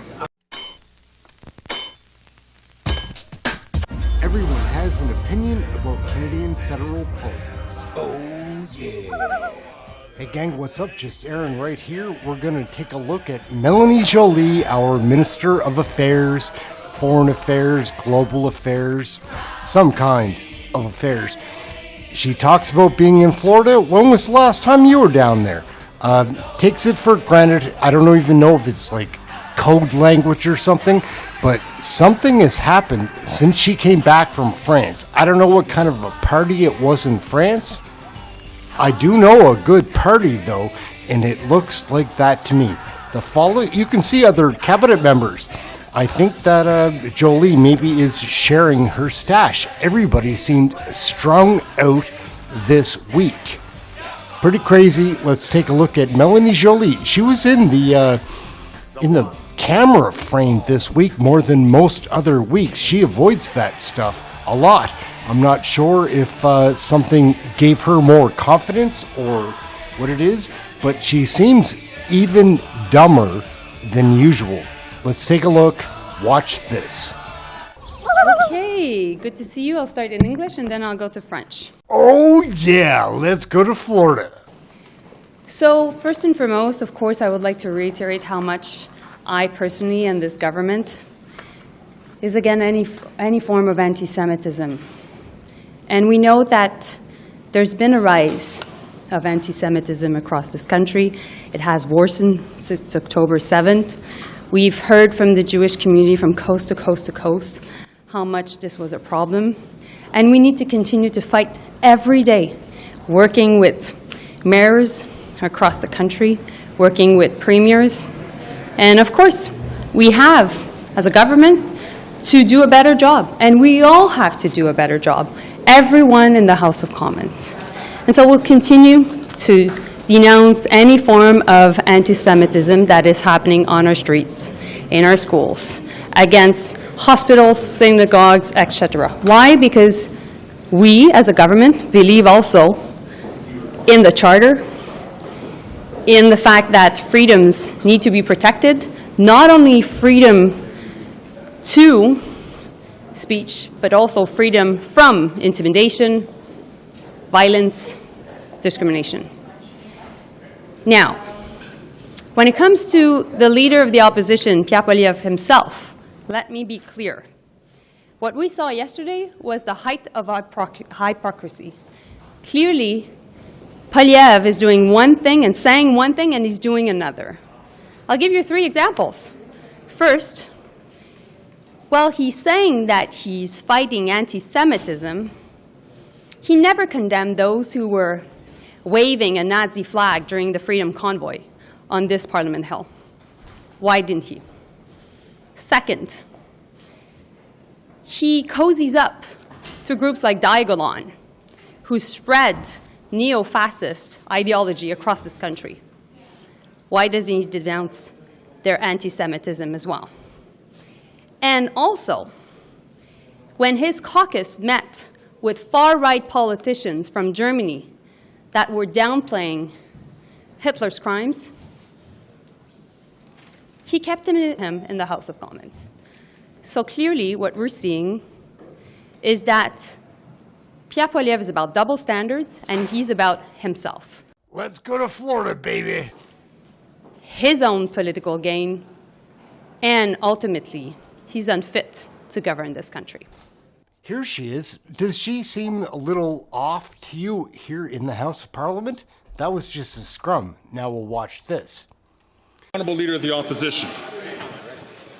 A year ago today, a sadistic and genocidal death cult, Hamas, carried out the biggest attack on Jews since the Holocaust and has 100 more hostages.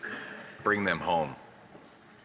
Here at home, though, our Jewish friends and neighbors have been doubly victimized as anti-Semitic mobs take to the streets shouting, "From Palestine to Lebanon, Israel will soon be gone. There's only one solution: intifada, revolution." Will the government clearly and unequivocally condemn these genocidal chants from hateful mobs on our streets?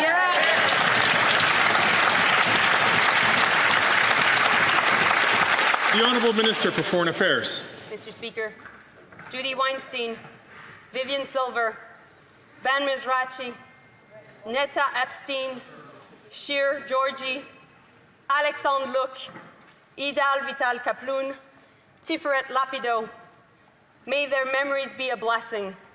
It was my honor to have met with their families here at home and in Israel. And on the anniversaries of Hamas' horrific attacks, my promise to their loved ones is the following. Year after year, Canadians will honor their memories, and to Jewish people, we stand with you. We won't relent until the last hostage returns home.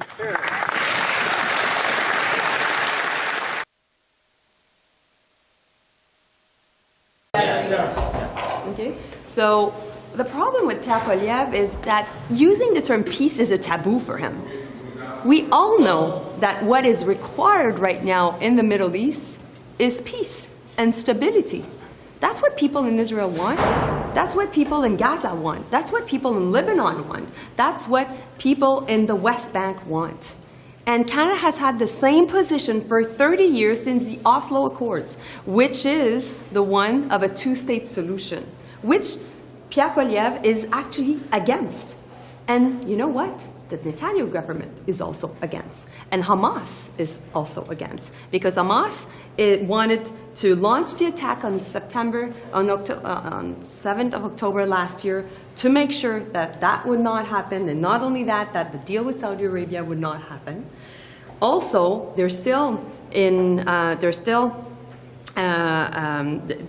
have the hostages, and they haven't released them, and they're still in control of Gaza. And so our position is clear. We need to bring back peace and stability to the Middle East. We need, like I said, a ceasefire in Gaza and the release of hostages, and Hamas must lay down its weapons. We need a ceasefire in Lebanon between Hezbollah and Israel, and we need to make sure that ultimately we bring back peace and stability in the Middle East. So what do you think, gang? Melanie Joly, is she strung out? Hard to tell. I think a lot of the Liberal cabinet must be.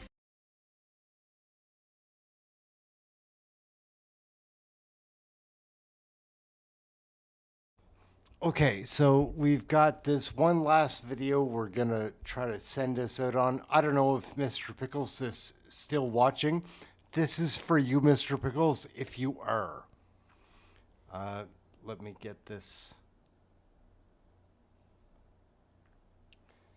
Come on.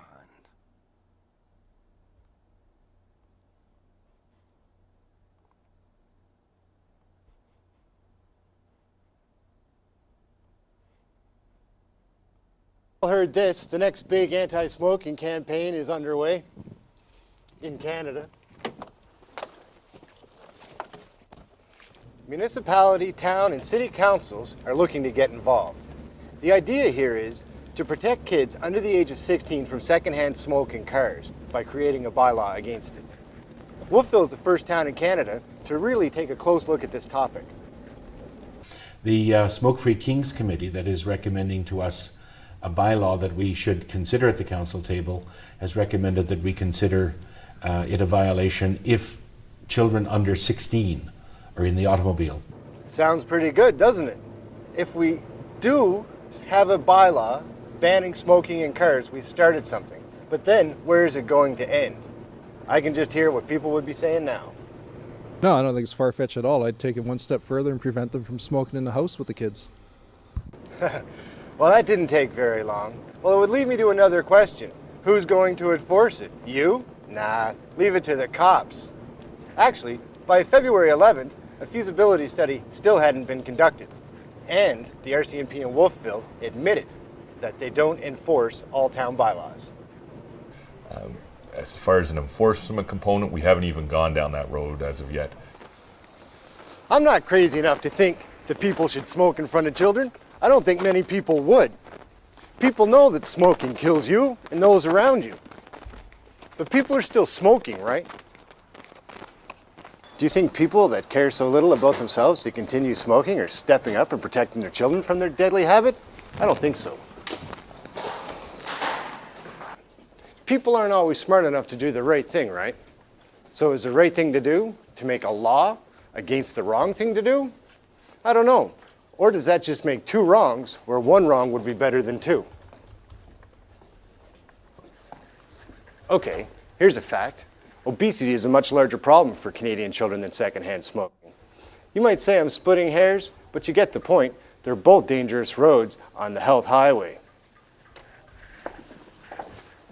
But our kids are fatter or more obese than the rest of the world. Only the US, Malta, and Britain have fatter kids. Would it be smart then to make it illegal to have fast food in cars with children under the age of 16? The parents could be charged as well as the fast food joints. McDonald's, A&W, Dairy Queen, they wouldn't mind. It's for the kids, right? Okay, now we've solved the Canadian fat children problem. What should we target next? How about parents that don't make their children exercise enough? There's a point here. Are you starting to see it? Don't misunderstand anything I've stated. I think smoking in front of children is a deplorable act. Selfish, yes. Ignorant, yes. Against all things decent, yes. But should a law be made that gets parents in legal trouble for smoking in front of their children? I don't know. In the words of Ontario Premier Dalton McGuinty, this issue is a slippery slope. I'm someone that just wants the best for our children. Look at how precious they are. I can assure you, you won't catch any of my children in a car with a burning cigarette. I don't have any children. 50. But I just don't know if smoking in front of your children should be considered a crime against them. My heart says yes, but my mind says, I don't know. Now that I've said my little bitty, I'll end with this final thought. People that smoke in front of their children, you should pull your head out of wherever you've got it stuck. To just about everyone else, including those poor parents, we should all butt out. Smoking's really bad for you. I'm just saying, because no one asked.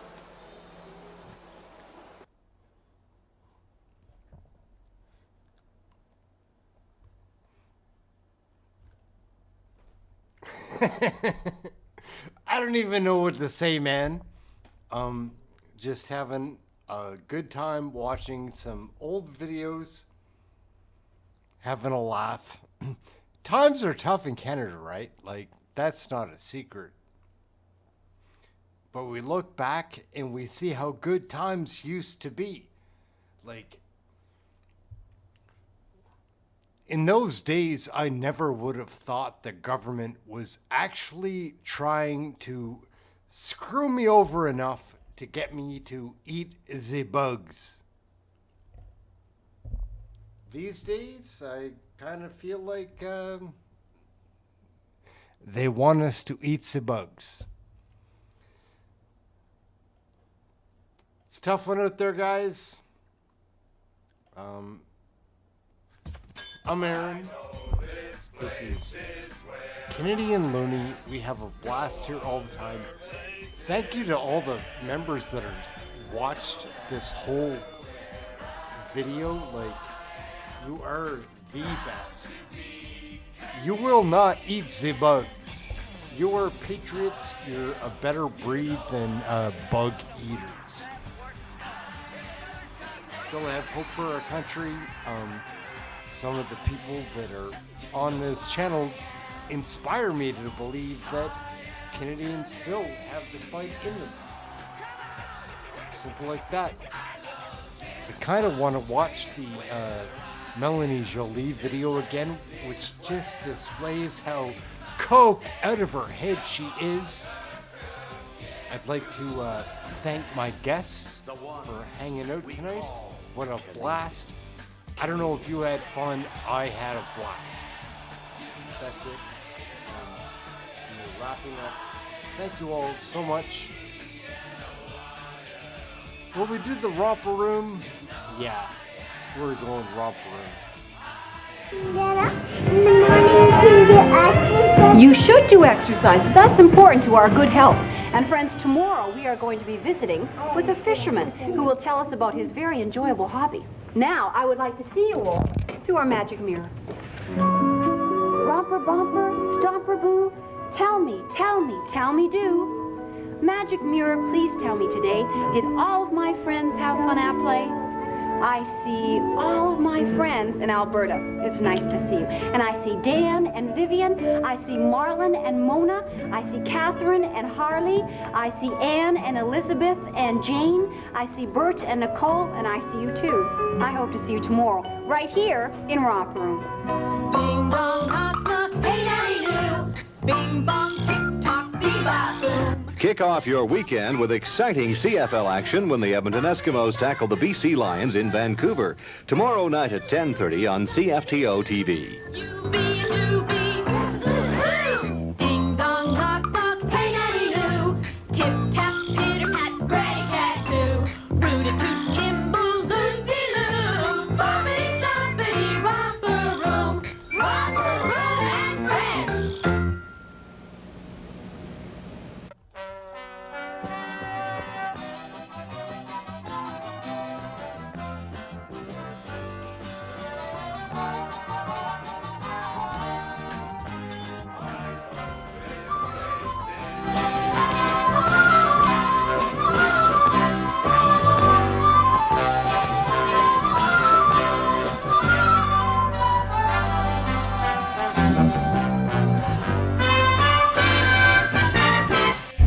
It's time for a change in this country, my friends. A real change. WTF. Here, here.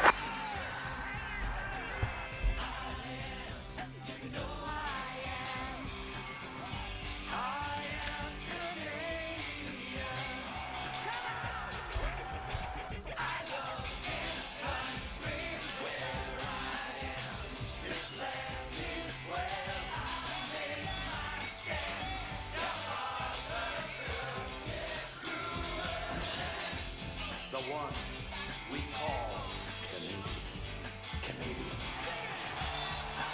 The total disgrace. And I say, I fight authority, authority always wins.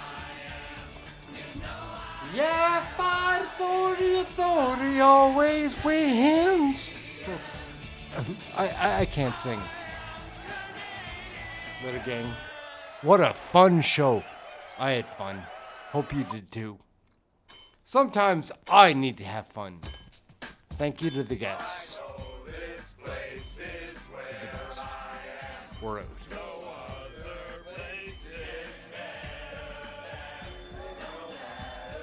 I fight authority, authority always wins. Yeah, I fight authority, authority always wins. I've been doing it since I was a young man and I come out kicking. Yeah, I fight authority, authority always wins. Sorry for the singing. We're